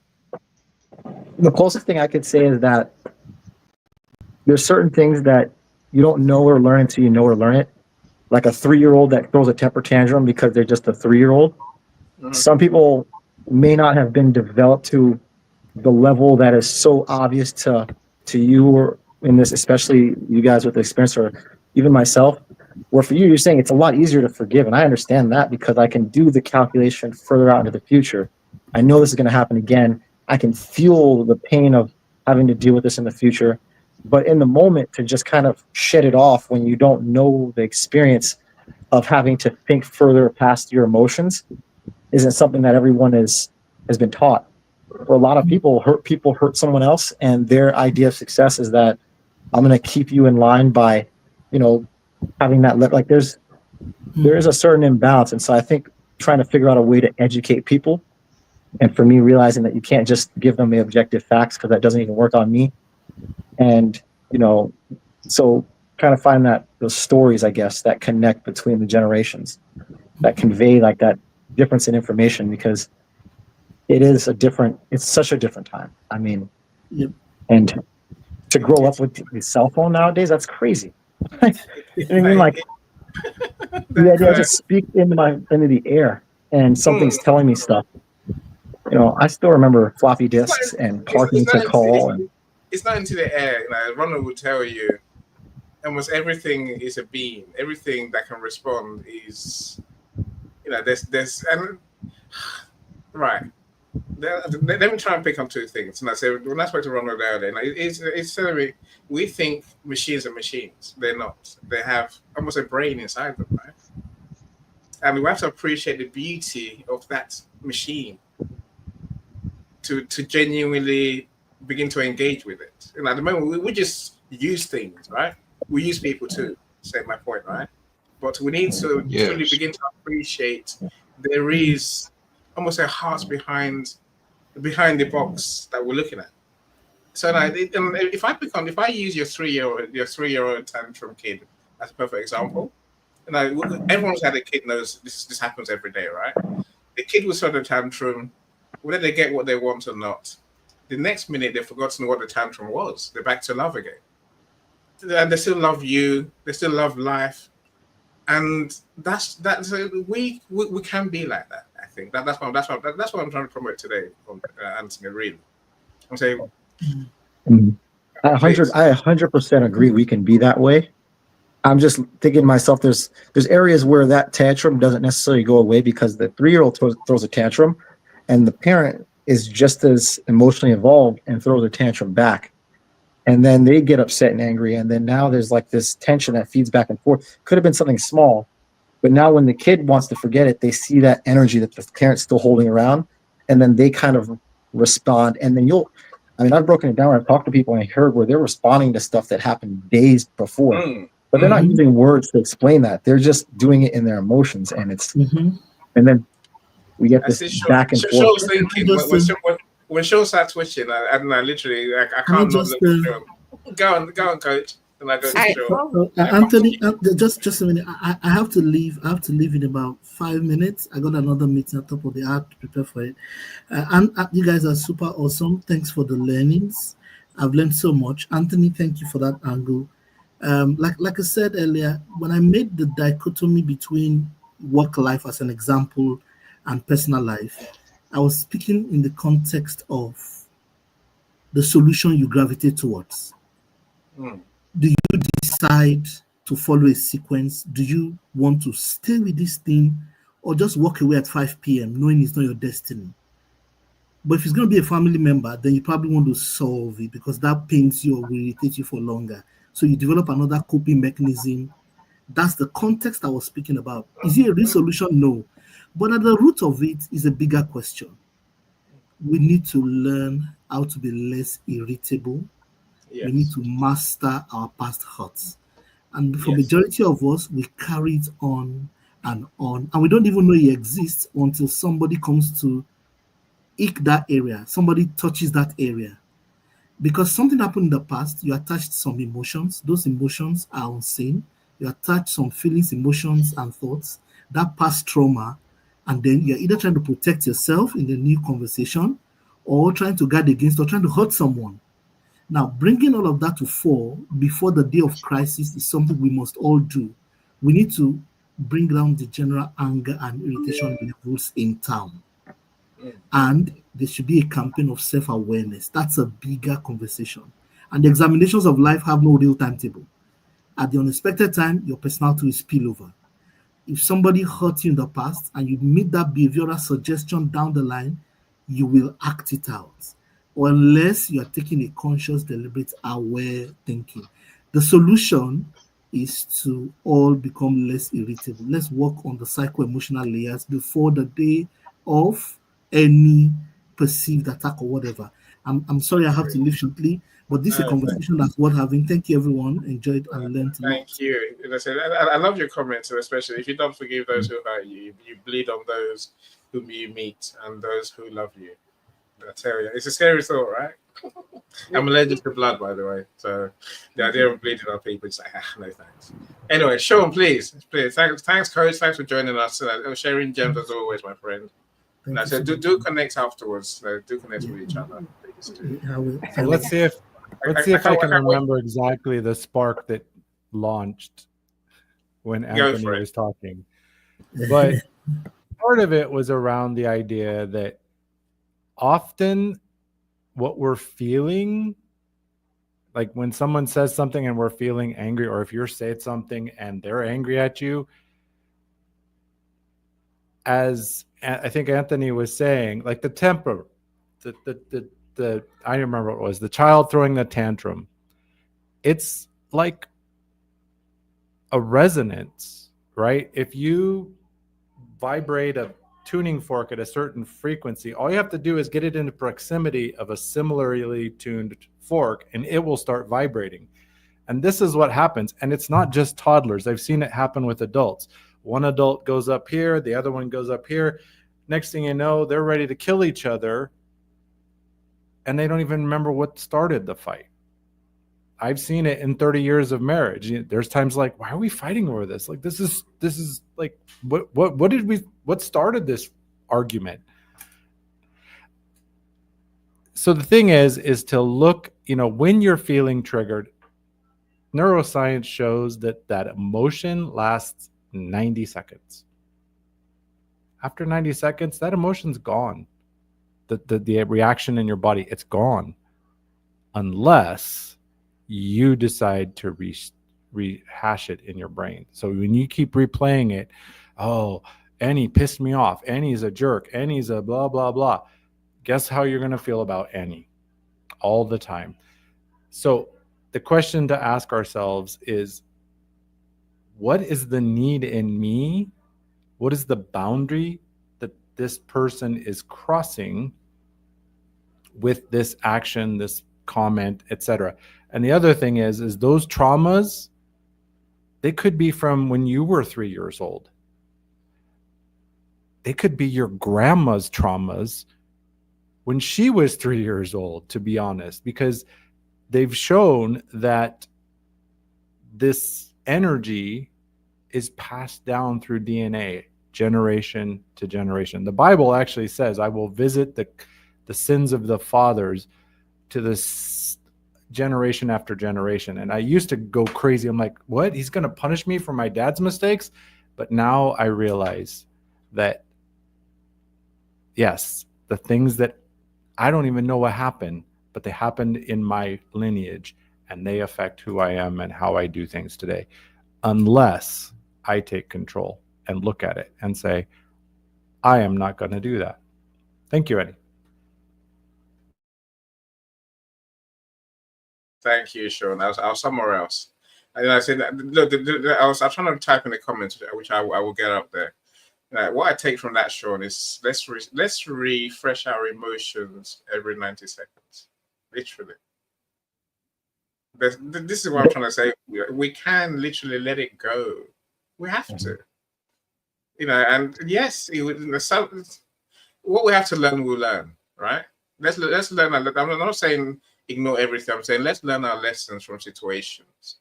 But if I come back to your point about the tantrum kid, Anthony, let me tell you, my kids don't remember any of their tantrums. And whether I reacted badly or well, no, it didn't really matter at all in the scheme of things. It really didn't matter a single bit, right? And the tantrums, when I laughed at them, when I laughed in their face, maybe not at them, when I was essentially like, get over it. It hasn't caused them a single bit of harm from my perspective, from what I can see, right? It was, as Sean said, the ones where we choose to respond with annoyance, anger. They're the ones that everyone remembers, because it leads. As Tracy May says it so well. Tracy says, "Is a domino effect." That's what I think we can all avoid, right? We can avoid it. Joni, welcome, my friend. How are you doing? Hi. Hi. What's your Hi, take on that? everyone. I just saw Tracy made a comment. I love you. Glad you're here. I'm glad to be here, and I just really glad to hear everyone's shares, because they're all really valid. I think, gosh, Ron, your story was really touching, and I can tell you, one of my lowest points when I just like wanted to just like just like give up, and because my washer and dryer had broken, and I was at the laundromat, and I was like almost in tears, and the woman who owns the laundromat gave me a hug. She's like, "It's gonna be okay, yeah, it's gonna be okay." And I'm like, "Oh my gosh," like just like the connection of a hug from another human sometimes is really wonderful. And I do not necessarily think it's really hard to separate personal life from business. Especially when you get older and you like try to do a business that like is yours. So it's not like you're working at a teller at a bank or something. Like then that's a job. Like you just get your paycheck and go. But sometimes when you put your heart and soul into it, it's like hard with all the complexities of adulthood, that you can't bring some of that into the office. And I think we've heard from a lot of men, but as a woman, I am super emotional. I am. And so some of the hard things that go on in my personal life, maybe carry out. And I wish I was better at kind of separating them. But I'm not ashamed of that either. And every day, like as kind of Annie said, like I find like a little bit of joy, like to just make sure like I am okay. I nurture myself. And Annie, I'm sorry, I've been kind of absent. I'm really sorry. I know you're the best, and like you are so business focused and you're really great at it. And I am sorry I've been absent. I am like selling my home, and sorry about that. But anyways, Anthony, so here's just one thing I've learned being a parent. So as a young child, you have like a ton of synapses going on in your brain, but you have so little memories. And as an adult, you have so many. That's why like things get a little fuzzy when you get to around like, the 43, 53, whatever. And then you're just like, I know so many people. I have so many memories, hurt, good, positive, negative, whatever. But it is easier for a little kid to get over it, because he's just like, all right, I know this. I know this is where I live, and this is my mommy, and whatever. I was angry I couldn't get ice cream, but bleh. I'll go to bed and like wake up and have my Cheerios. And so kids really, they don't have as much clutter in their brain as we do. And I really do think that is a gift, that, and also something that you should also recognize, that if you are older and feeling the like emotive stress from COVID and from whatever else you went through, divorce, selling your home, financial depression, yeah, it's gonna pop back up, and it's hard to separate your brain from that, and it's hard for me. So I'm with anyone who feels that way too. But I can't imagine not feeling happy. Like I just trying. Like even in my worst moments, like just knowing that I have a great group of friends around the world, like that's amazing. And that's something that this platform did for me. So thank you. And Annie, I say thank you. Again, look, that I hope that people don't think we're talking in abstract terms. So let me welcome Rob. Rob, welcome. Joni and I, we're writing Joni's book, right? And look, I'm everyone's friend until I start working with you. When I start working with you, I'm harsh. Let's take these events, for example. My co-host doesn't turn up, normally it's a bit before that. They don't show up to do the planning as we agreed. They don't show that, they don't do inviting. I can't afford to come on the show and be all grumpy, right? Joni, we're working through her books. It's not just one, right? And so, and it's not disagreements. Things happen, right? That's why I look at it, Joni. Now, truly, I don't think about it beyond that. Things happen. Okay, deal with it, Annie. Maybe I can't get what I want today. I'll try again tomorrow. When Joni comes on my show, we'll talk about it and we'll talk about it afterwards, right? So I am trying to learn to just literally not place any judgment on anything. That anything that happens, it happens. Yeah, that's life, right? It's fine.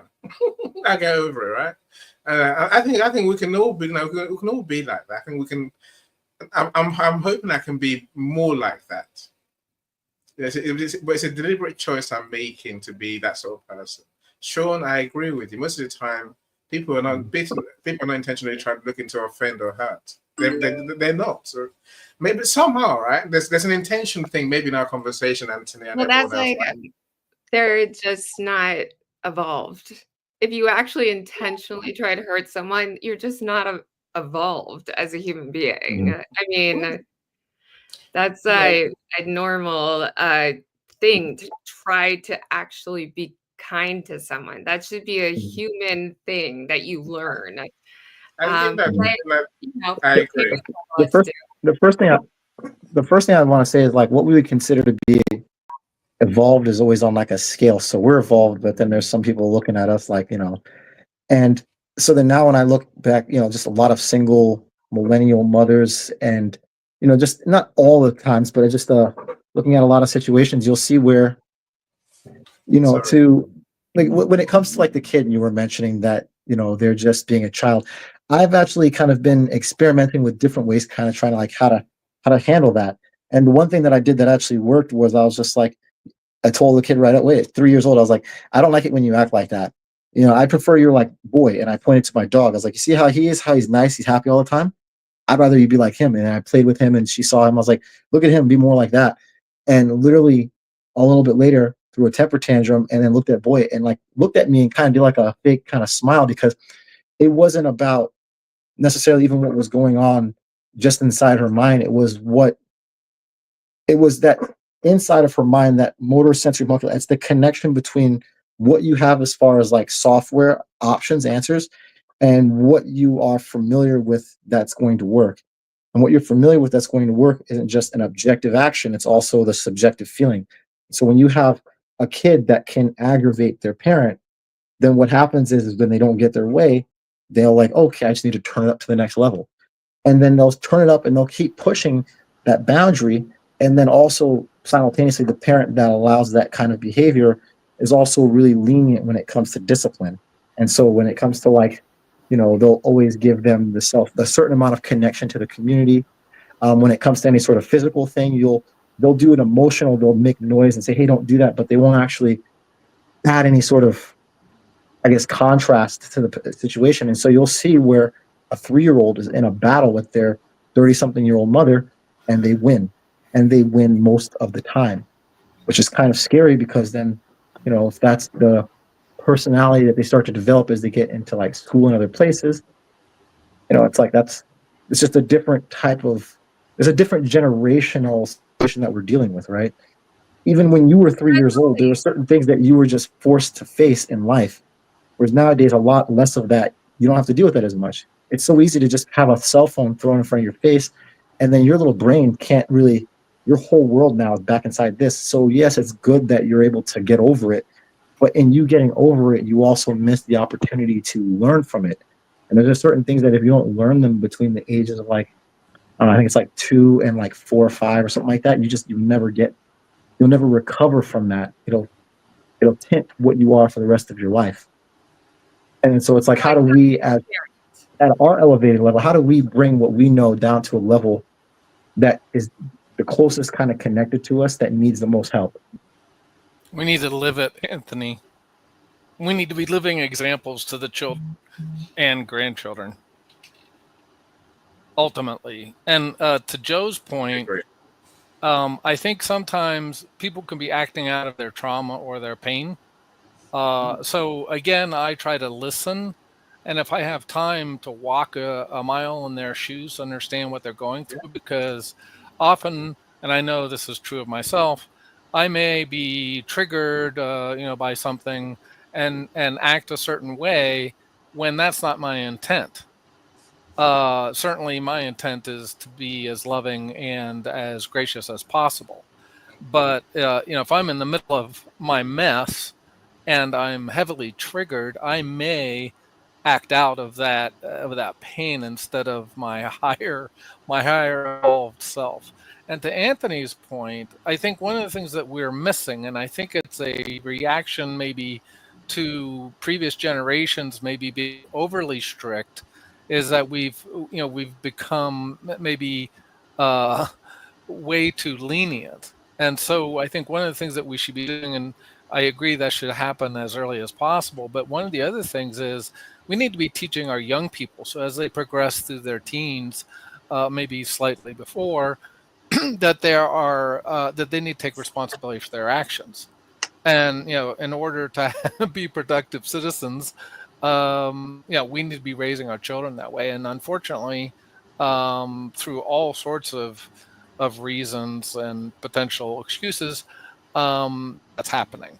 And so, Can yeah. I ask you a question? Okay, so um, my parents were great parents, and but I watched so much freaking TV growing up. I could name every cartoon there is, and they just didn't want us to bother them, and we had 3 channels, and it was totally cool. And then they'd push us outside, and we would play outside, and that was the end of it. Like it wasn't like hardcore parenting, where today's generation, there's such helicopter parents out there that really have their kids scheduled down to a T, that and I I don't think it's that different to let a kid watch some YouTube. And it's just like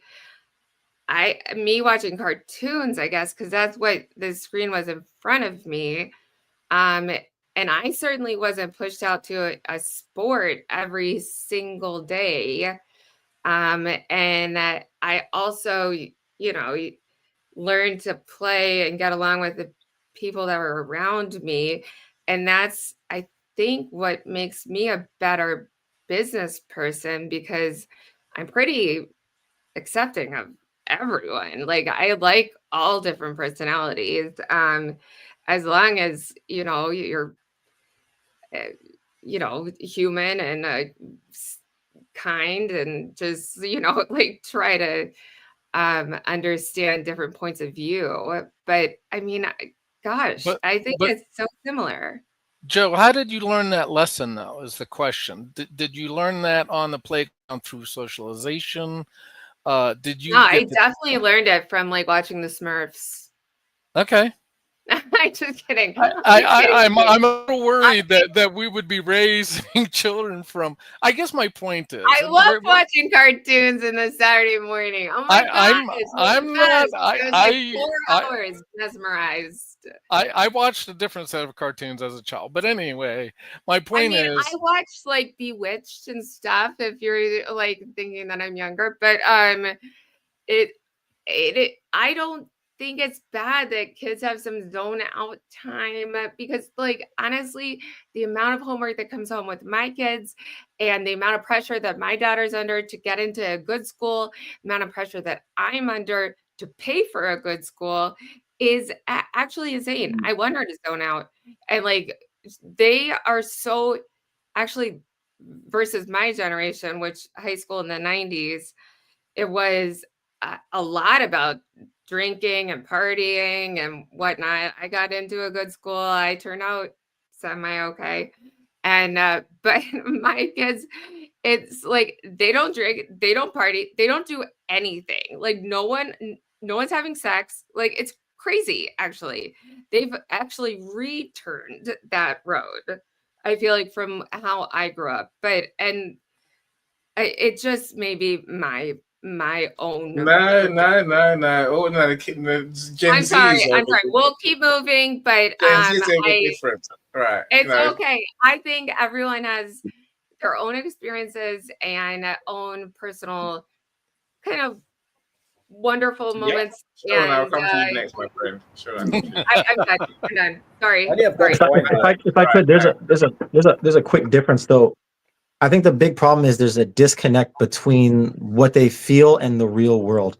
So even though you could get lost in cartoons for a while, there's a commercial and it comes on at this time. There's this, it's scheduled and you can flip through these channels, but that's it. That's for them. Every time they put their finger at the bottom of the screen and they swipe up, that's taking advantage of their dopamine circuit. And so they're Definitely true. We would call saves on like our side of the couch. Savesies, we're going to the bathroom. Bye. Possibly, right. Hold on. Let's Sean. I love when Sean twitches. When Sean twitches, I can't not see, right? Go on, Sean. Please tell us. What are you thinking? And well, there's a few things. It started with Anthony. Go for it myself. Yes. It started with Anthony's share. And from what I know, the first 7 years is when all the behaviors, all the formation happens. Basically, after 7 years, it's not impossible to shift, but it gets harder and harder every year that passes. Like that first 7 years is when we're forming kids. I'm a father, a Gen X father, raising a generation alpha. As some people know, I have a 7-year-old son. Yeah, Saturday morning, I was in front of the boob tube watching Schoolhouse Rock and whatever else. YouTube is not the same. Not even close. I have to closely supervise and have discussions with my son all the time about watching certain things, because the reality is that part of our brain, that higher level of the brain, doesn't develop until you're 25. It doesn't fully develop until you're 25. So that right, wrong, and the truth of the matter is, terms like not evolved, my parents are great, who defined them? Whose definition are we going on? Because, I don't eat dogs. I love dogs. I pet them, I keep them. But there are countries where they eat dogs.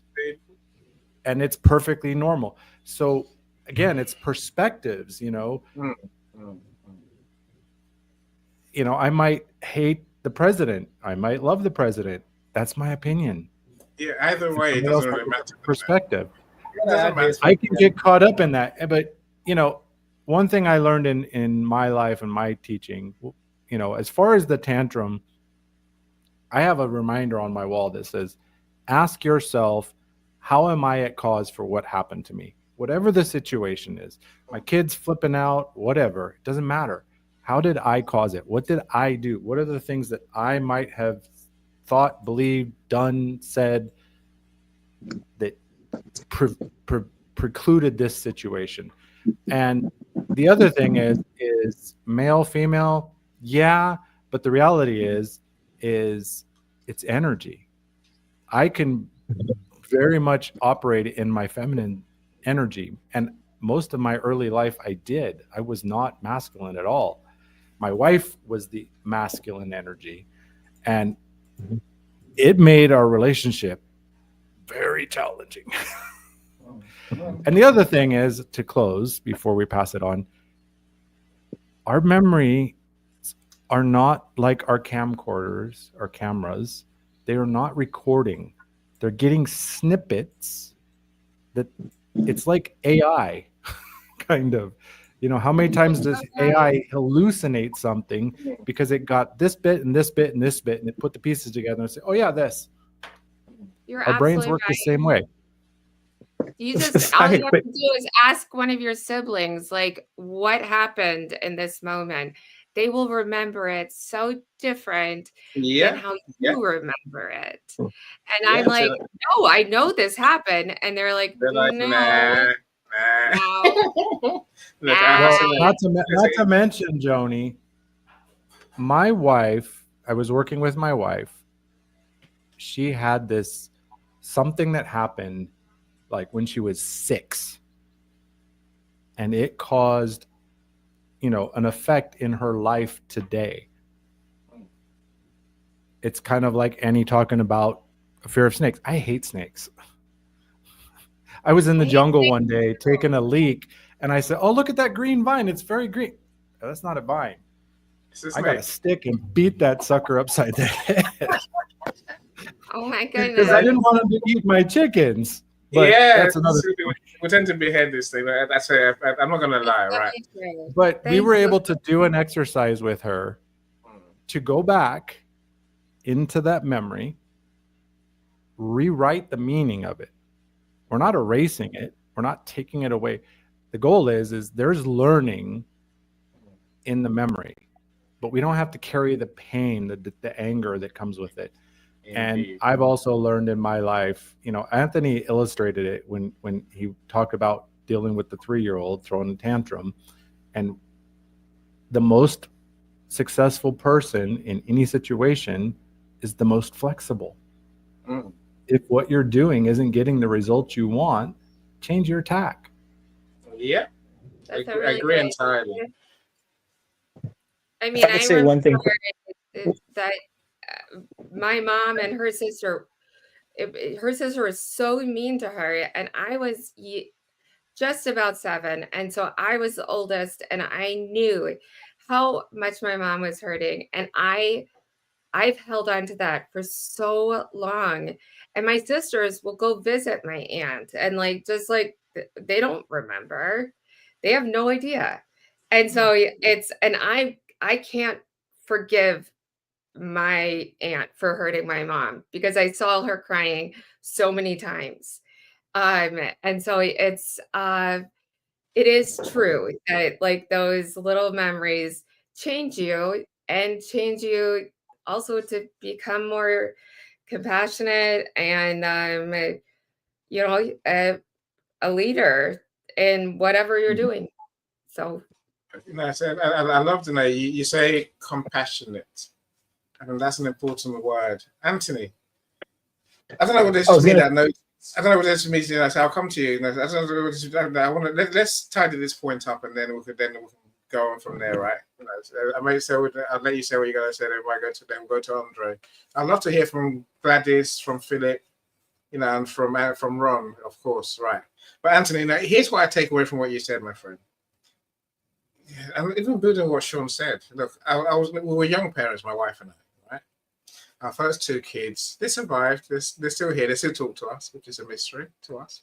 Yeah, but our youngest is 16 now, which is a good 15 years later, right? We learned.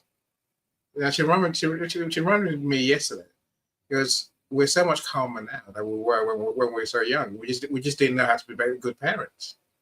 That's the truth, right? But if I come back to your thing, like the way you pointed to your dog as well behaved. Here's what I take from Anthony, is that when we act from a place of compassion as Jordan just said, right? A place of kindness, a place of the other way would be what my dad would have done. Smack in the head, smack again, smack again. It's like, oh, now you've abused me, right? I'm calling social services. I'm saying that's different. That's the other way, right? Whereas now your way was simply, your intentions were always good to that kid, right? They will learn, of course, they learn something from it. Maybe they won't behave like that all the time, but I think we have to carry on giving humanity that goodness. And ultimately it comes down to how much do we really love the people around us. Again, if we don't love our kids, we can't teach them anything. And they will grow up traumatized, as everyone's mentioned so far, right? That's what happens.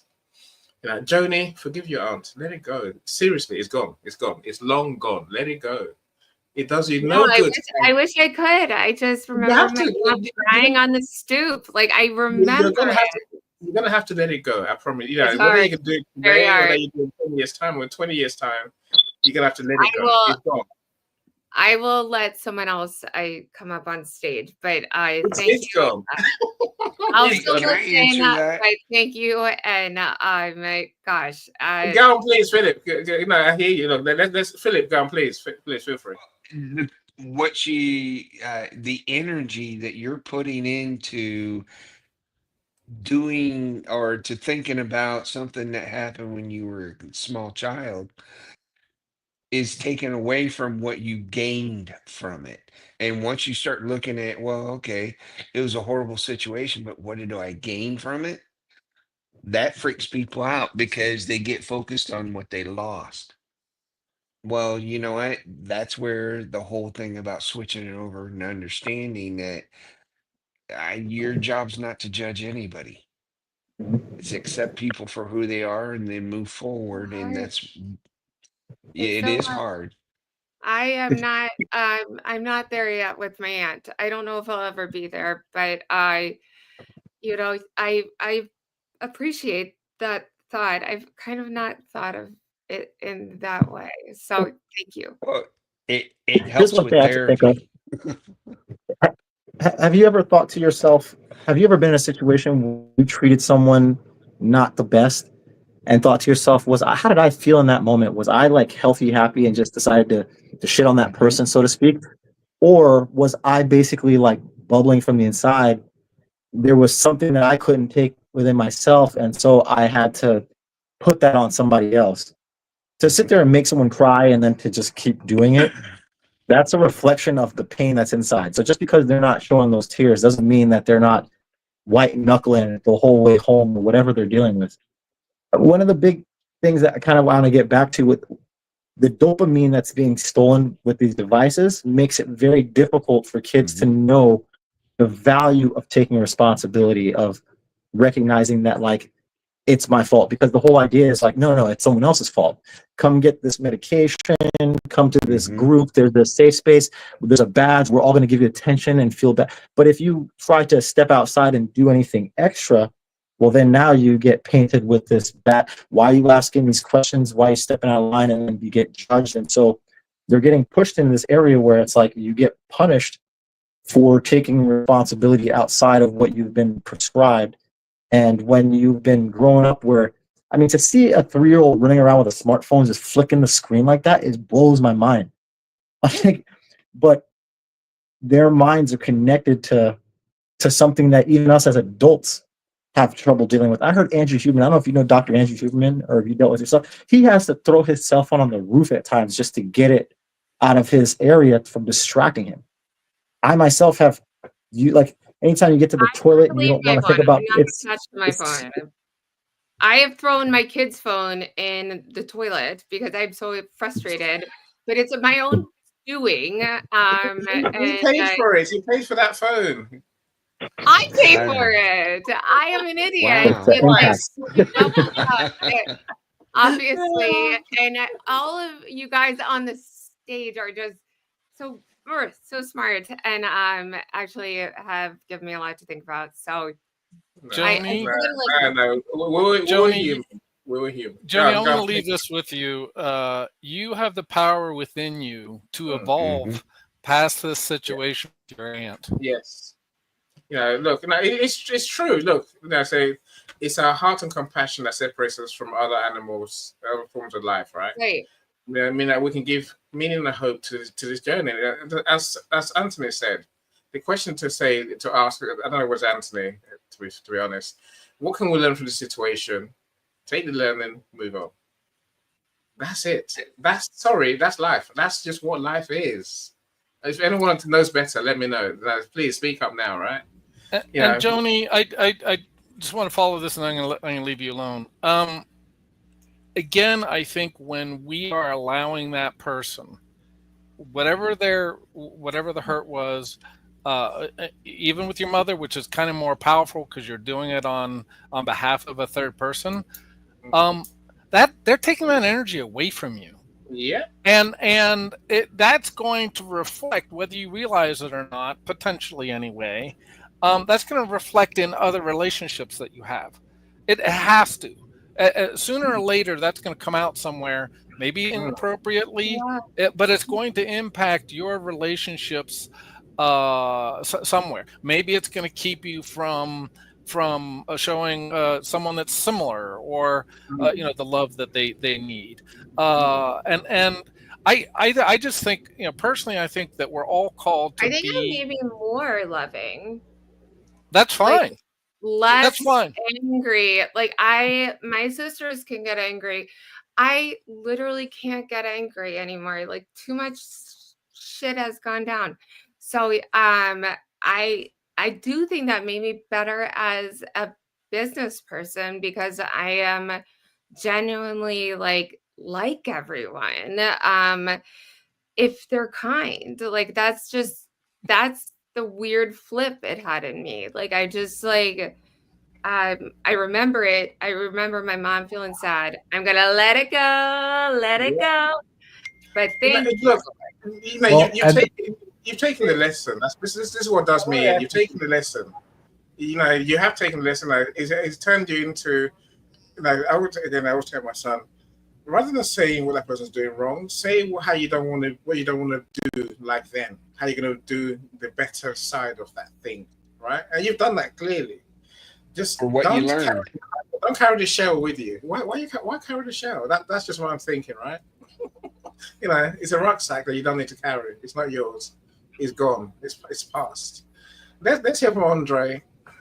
Andre, thanks for coming on stage, my friend. You've been very patient. Please. Nah, man. Yay, Andre! Woo! Hey, Joni, what's going on? Hey, what's up? Hey, everyone. It's awesome. It's awesome. I was actually going to say something off the back of what I think it was Sean who said it earlier on, that the conversation about meaning. And I know when you brought up meaning, it was more in terms of that developmental stage. But I think the principle of that we can take to the present as well, connecting it to the topic, is we got to be really careful what meaning we apply to what's happening around us, whether it's in disagreement, whether it's what we see someone else do, because that's a story that we create for ourselves. So if it's a story, then it means that we have the power to control what story we spin. And it's really difficult sometimes because we assume we have all the information and we often don't. So for example, if I was to disagree with something that Annie said, I'm going to assume certain things, but that's only based on what I've read, what I've experienced, what I assume, all these kind of things. Annie's got a whole different list of experiences that is going to influence how he got to that conclusion. So if we have a disagreement and I decide Annie's just a bad person because he chose this as opposed to what I chose, that's a meaning I'm applying to it. If I'm watching Annie argue with someone else and I'm deciding who is the good person and bad person, that's a meaning based on what I'm processing.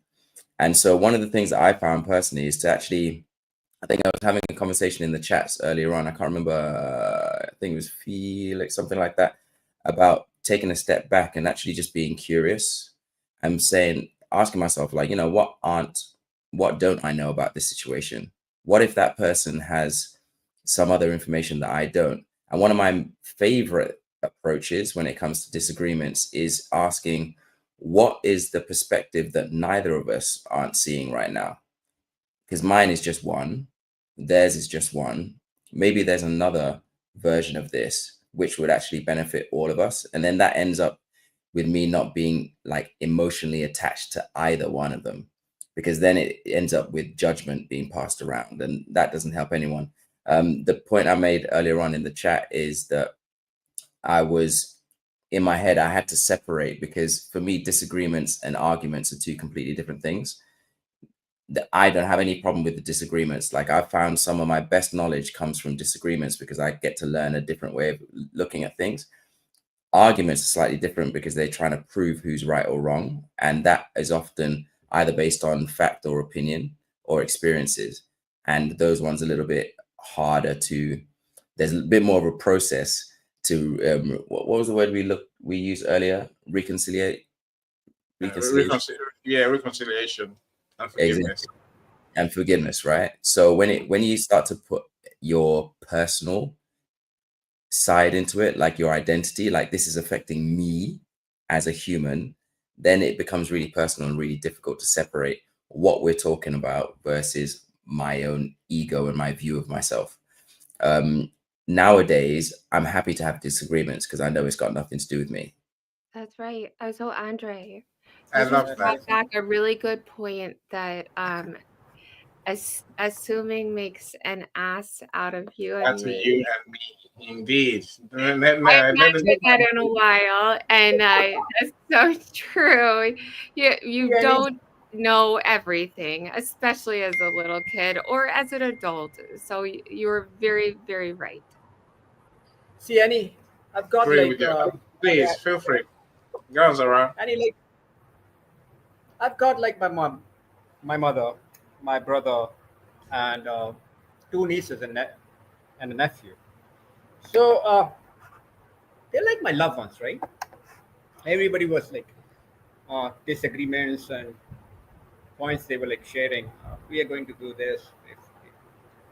They're the loved ones. I mean, if they're going to push me to an extent that I don't understand them, or even then I'm going to give, and give. Even the kids, the nephews and nieces. Why? Because I know they are too young to understand everything. But Sarar, you have to be flexible. You have to give it away, even if they're hurting me, because I love them. So the factor of love, I mean, being authentic first as a human, being authentic, then in every relationship, and then being authentic in the business, whatever it is. But somewhere, the ones you love, you have to give. And even if they're hurting you or they're being anything, because they are the ones you're being brought up with.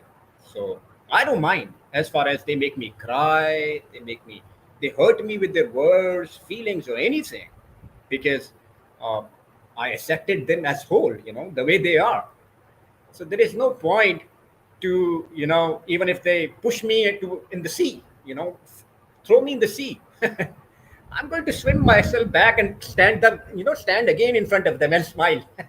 I'm here, back again.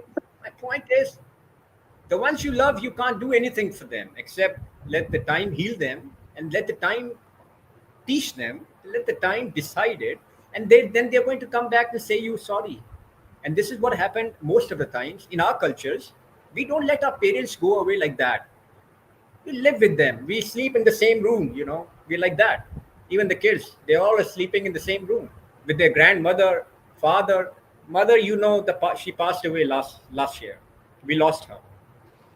My father also, within like 20 days. So we understand that attachment we have. No matter whatever it is, they hurt you with words or whatever. Mother, what she does, she person who sacrificed his self-worth, her identity,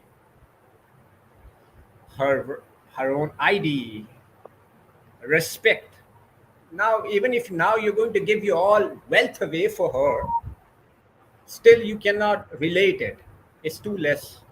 So what you can do is love. You can Yeah. love back, can be kind, all those life essential skills. Yeah. Zara, I agree with you 100%. The word is love, really. That's the word. That's the word. When we learn to come from a place of love, the world, yes, sometimes the world, the snake bites us. Sometimes, but it's rare. When we when we approach, situations with, I guess, as you're all talking, of course, I would say condolences are, say, it's a hard loss. Of course, two hard losses there, right? But I think that when we approach situations with good intentions, love is the word I use, right? Everything works out. Pretty much everything works out. Whether it's parenting, whether it's what's it, our pets, whether it's your customers. So maybe this is why I'm talking about this in a business room. This is a business room ultimately, right? Do you truly love your customers? I do. That's what I would let them be. I'm so sorry. Hold on. Go on, Jody. Give me a second, Jody. I'll let them be. For the reason you just said, I don't know. I think it was you, Zara, right? We don't know what people. No, it was Andre. We don't know what people think. What people are thinking. I said I'm that person who, when I was younger, you know what is all like. Someone drives past you, like I must go past them again. Big head. Stop doing that, Annie. I learned not to do that, right? No, did they got me a faster car than all of them? I'm like, I don't know if your wife's giving birth. I don't know why you're racing. I don't care, frankly, but you do you. If that's what you have to do, good luck with that, right? I literally I don't think about them ever again because it doesn't like you said, Andre. It's nothing to do with me. It's not my problem. It's not even a problem. You go past me, I'm still going, right? What's the problem? I don't see the problem. I think that's how I tend to look at life these days. That's what I know. But I won't.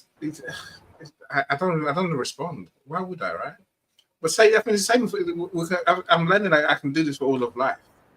That's the point, especially in business. If I have that love in my heart, if I choose not to see things as being at me, I'm a happier person. And let me tell you, this happiness ultimately has a point. The point is that you get more customers. You're happier at your work. Life is just better all around. There's no way of saying it really. That's just how that's my experience. So I guess that's what I'm hoping that we can all go away with today. And literally, maybe let me use the God card, right? We all live, whatever your religion is. I'm not religious at all, by the way. I'm just saying, whatever your religion is, whatever your God is, right? You know that we're all sinners. That's what we're told, right? And God still forgives us for everything we do. I'm not one to believe God's going to punish you one day. I just don't believe that because that's not what God does. God doesn't punish.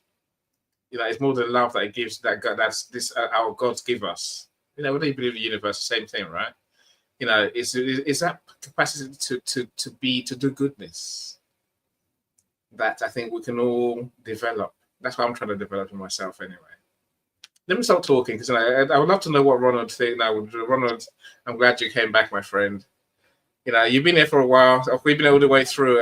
I'll let you go soon. I really will because I do value your time. I don't want to keep you. Annie, I will give and give and give and give until it hurts me. I'm going to give and give, whether my customers, relationships, everybody, until it hurts me.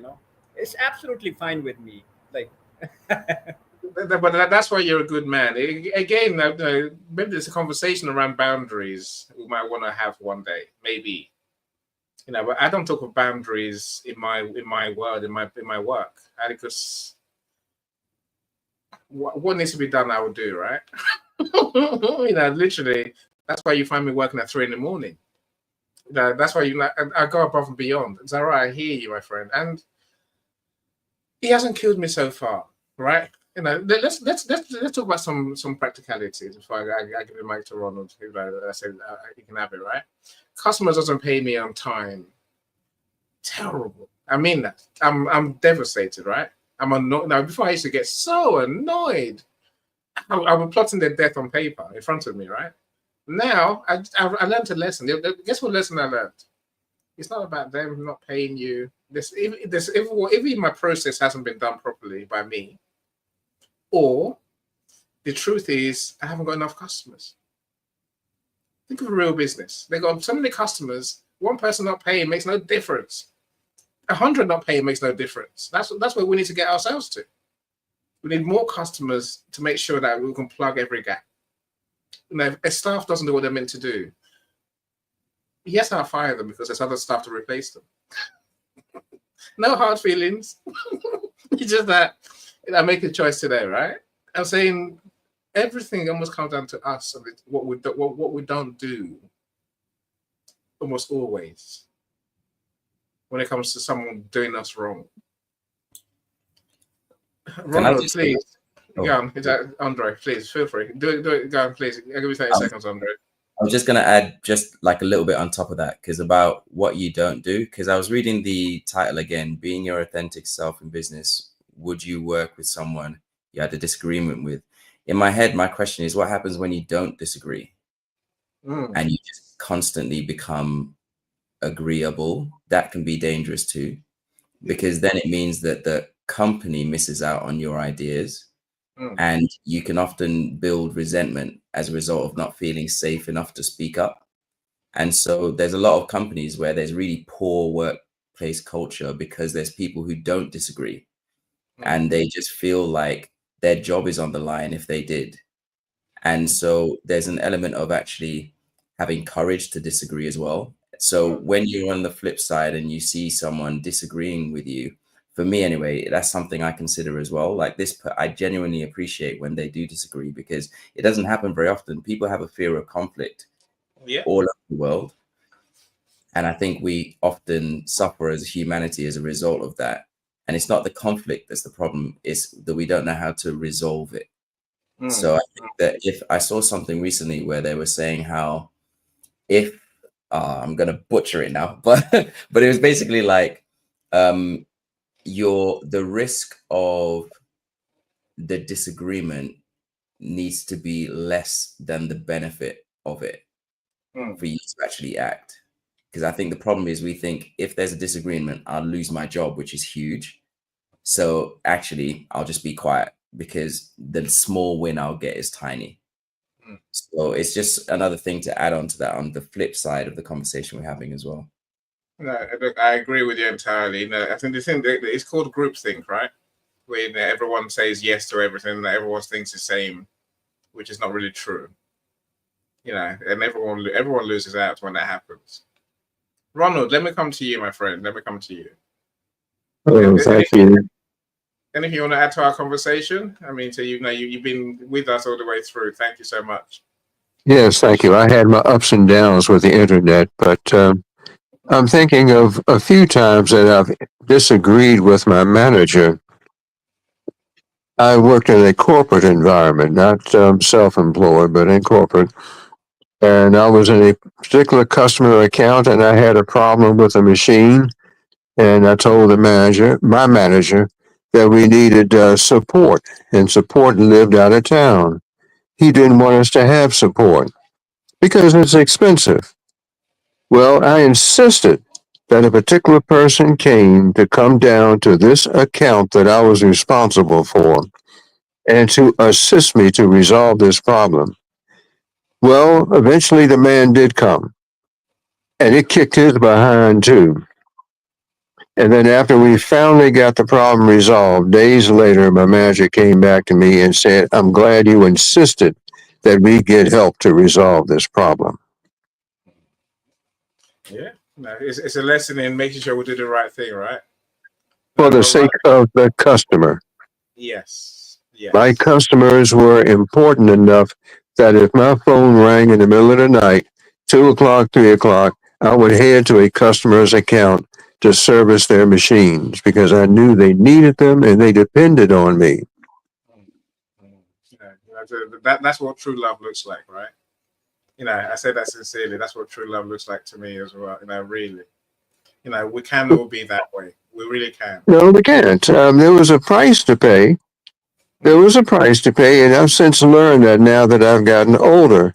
But I was committed to my customers' missions to get their work out. And I was going to be there and manage the problem. I was the man on site to handle the issues. Awesome. It's Healthy ego. it's a way You to know, be. It's a lesson to learn, That's right? Go on, Any Anthony. listen, that's ego, but people think of ego as like I can't handle hard things. No, I think when you are proud of something, but it's something that you put in that effort, and so it's connected to the growth, right? Then you find things like that where you'll wake up and do that. But if you don't have pride for anything because you don't feel, valuable, you don't feel connected, and then there's no reason to wake up early to do anything because you feel like you'll be replaced. And I don't think there's any easy way maybe to get that. You have to do hard things. You have to get yourself to do stuff to see the value in it. Mm. No, I totally agree with you. I don't know whether I'm on mute. Hopefully not. Yeah, no, I agree with you. It is finding that joy in our heart. But but again, it comes back to Zara's point earlier. It's a love thing. If you don't love your customers, if you don't love what you're doing, if you don't love, yourself, you can't love other people, and then that's where you become what Coach was saying earlier, easily offended. Annie, see, That's what I'm happens. sure Phillips has lots of things to tell about when he was in the army. Okay, now when you're doing something for the nation, so you're being challenged by your seniors lots of times, not just once, because you're on the ground and they're sitting somewhere in the GSQ, in the headquarters, and they're saying they're giving you instructions most of the times to do this. Well, you are on the ground and you know everything what is happening. But so there are so many times when you get challenged by your seniors. Like I remember one of the time when I was on the airport and I was doing the aircraft loading and I caught some drugs on Etihad Airline, on Etihad Airline. But then you have to suffer through all the case goes, all those legal cases, being as a hero or something. But that's fine because you now you have to answer 146 agencies for next 8 months. Oh, well, maybe that wasn't a heroic act Philip did or Zarar did or anybody else did to like a national something that went to on a national level. That was an achievement. But you get trained. You in the end, when you look back, you have so many achievements now. When you look back, yes, there is a list of achievements. That's fine. There were some managers who were not understanding that time, but then later they gave you some certificates, some awards, some rewards, some souvenirs to make you feel better. And then that's become your stories to tell other people.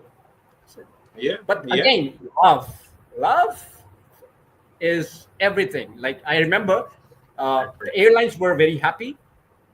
Later, the managers were very happy. They were saying me, hero, hero, hero, and everything. When they understood, no, he has been through some pain. He has been through some challenges. Later, it turned out to be love. It really is. Again, I'm not saying this. I'm no better than anyone else here. Now, trust me. So the days I used to be seriously furious. The fastest way to piss any off is not paying what you're meant to pay, right? I can't explain to you. I used to see red, literally see red.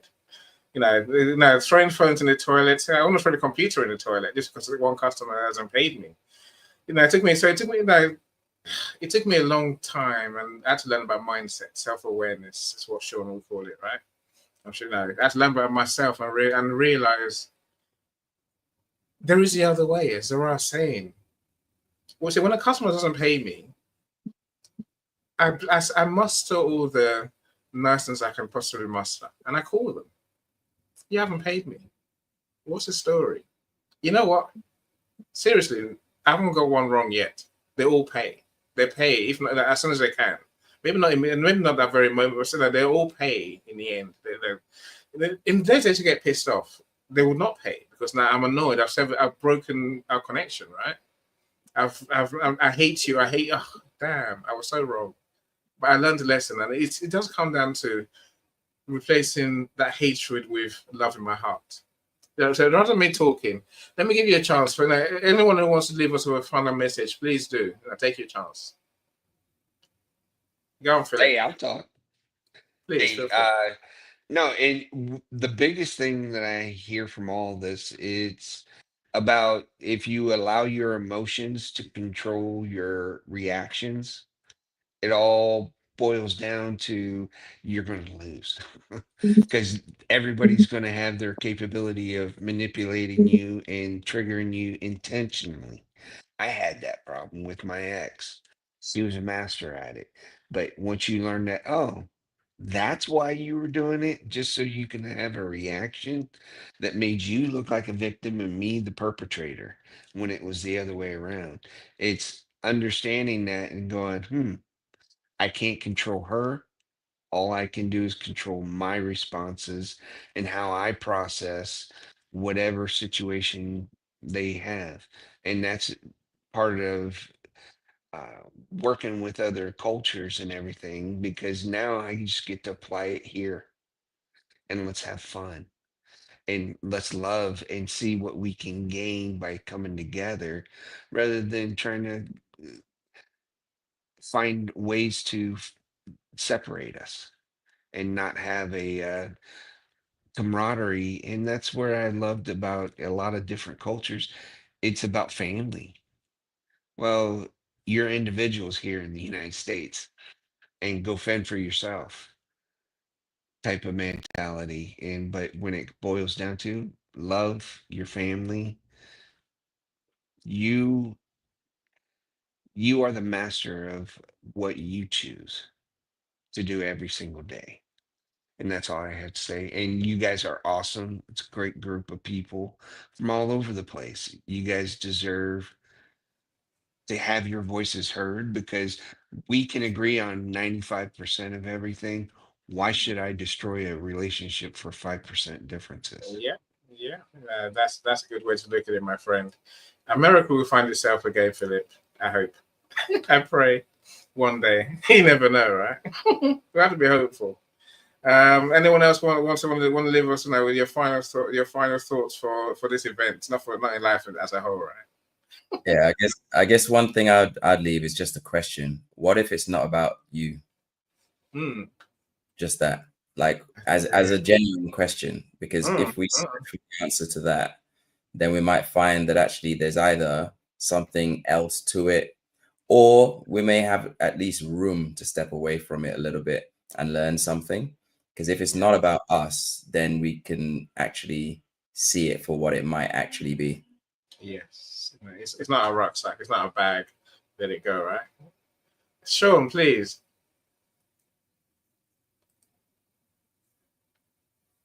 You're muted. Okay, let me see. It's fine. Go. My computer's dragging, so I'm hitting the button and it's not. Don't smash it up. That's what It's I say. overheated. It's tired. It hasn't worked this hard in weeks. I like the way Andre closed it with a question. You know, my question is, if the hurt from the past wasn't part of the equation, what would you be free to build right now? Yeah. Now, two questions that we're left with. Of course, those who are watching Team Replay, please feel free to answer the question. And also those in the comments, feel free to answer the question, right? If this wasn't affecting you, what could we really be? What would we be doing, right? Anthony, I'm going to come to you in a second. I want to acknowledge Rosemary's amazing comment. I listened to a podcast this week by Leila Hamosi and titled "All Emotions Are Welcome, All Behaviors Are Not," and I agree 100%. Yeah, that's really where it's at, right? We can feel, but we don't need to take it to the next level. So Linda, thank you for joining us as well. And so you say that you're somewhere else right now. But thank you for being there, for joining us. I appreciate everyone who gives us a minute of their time. Let's learn like you amazing people, the hours that you indulge me with. I'll take it. Thank you so much. Hopefully I'll repay you as well. And make it worth your while. Mr. Anthony, what do you want to leave us with? I want to piggyback a bit on the question. How do we learn to love others before we learn to love ourselves? And what does that look like for us as individuals in a collective? That's a whole conversation, right? I'm brave enough. I'll bring it back to the conversation. I really will. Look, DM me if you don't mind. I'll put it in the chat. I can't get it from there, right? And I say, let's talk about it. How can we love? How can we love anyone if we don't love ourselves? What does that really mean? Where do we start? Because again, I think our business growth relies on this. It depends on this love thing we're talking about. And where do we start? Ooh. Sean, I was hand it over to a coach, a mindset genius who knows more than I do. Sean's that person on stage right now. So we'll talk about it one day, Sean. Right? Let's talk about it next time. Why not? I'm brave. Right. Well, and there's a famous book. It's still the New York Times #1 book for as long as there's been a New York Times book list, and it says, "Love your neighbor as yourself." And I think that's a great foundation. If you can't love yourself, how do you know how to love anybody? Yeah. That book's called The Bible, by the way, in case anyone's wondering which the best-selling book. It's still selling the best that ever has been, always will be, right? Thank you so much, Sean. But no, Anthony, please, we'll hopefully join us next time. Let's talk about it properly. Anthony, you're so smart. Gosh, you're so wonderfully literate. Can I share just something with the group? Of course, please. So my favorite professor from undergraduate, he just called me quickly, and that's why I kind of went on mute. He was like, "I have a reminder on my phone to call you, but I can't remember who you are." And I was like, Professor Parks, or John. I call him John because he's 89 now. And I was like, "You were my favorite professor. I was a student of yours at Miami of Ohio." And he was like, "You have a son, right?" And it just a little thing clicked back in his brain.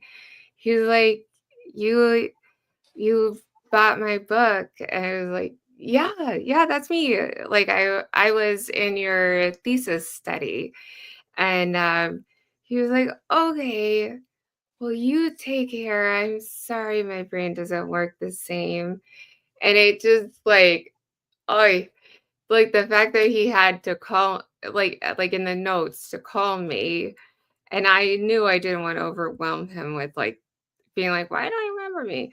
But it's interesting how the human brain works in those capacities, kind of like we were discussing today. So just wanted to share with everyone.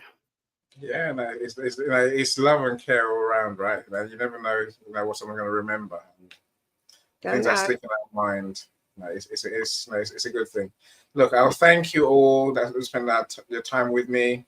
I'll thank you all who joined us in the audience as well. There's many more I'm sure I haven't welcomed.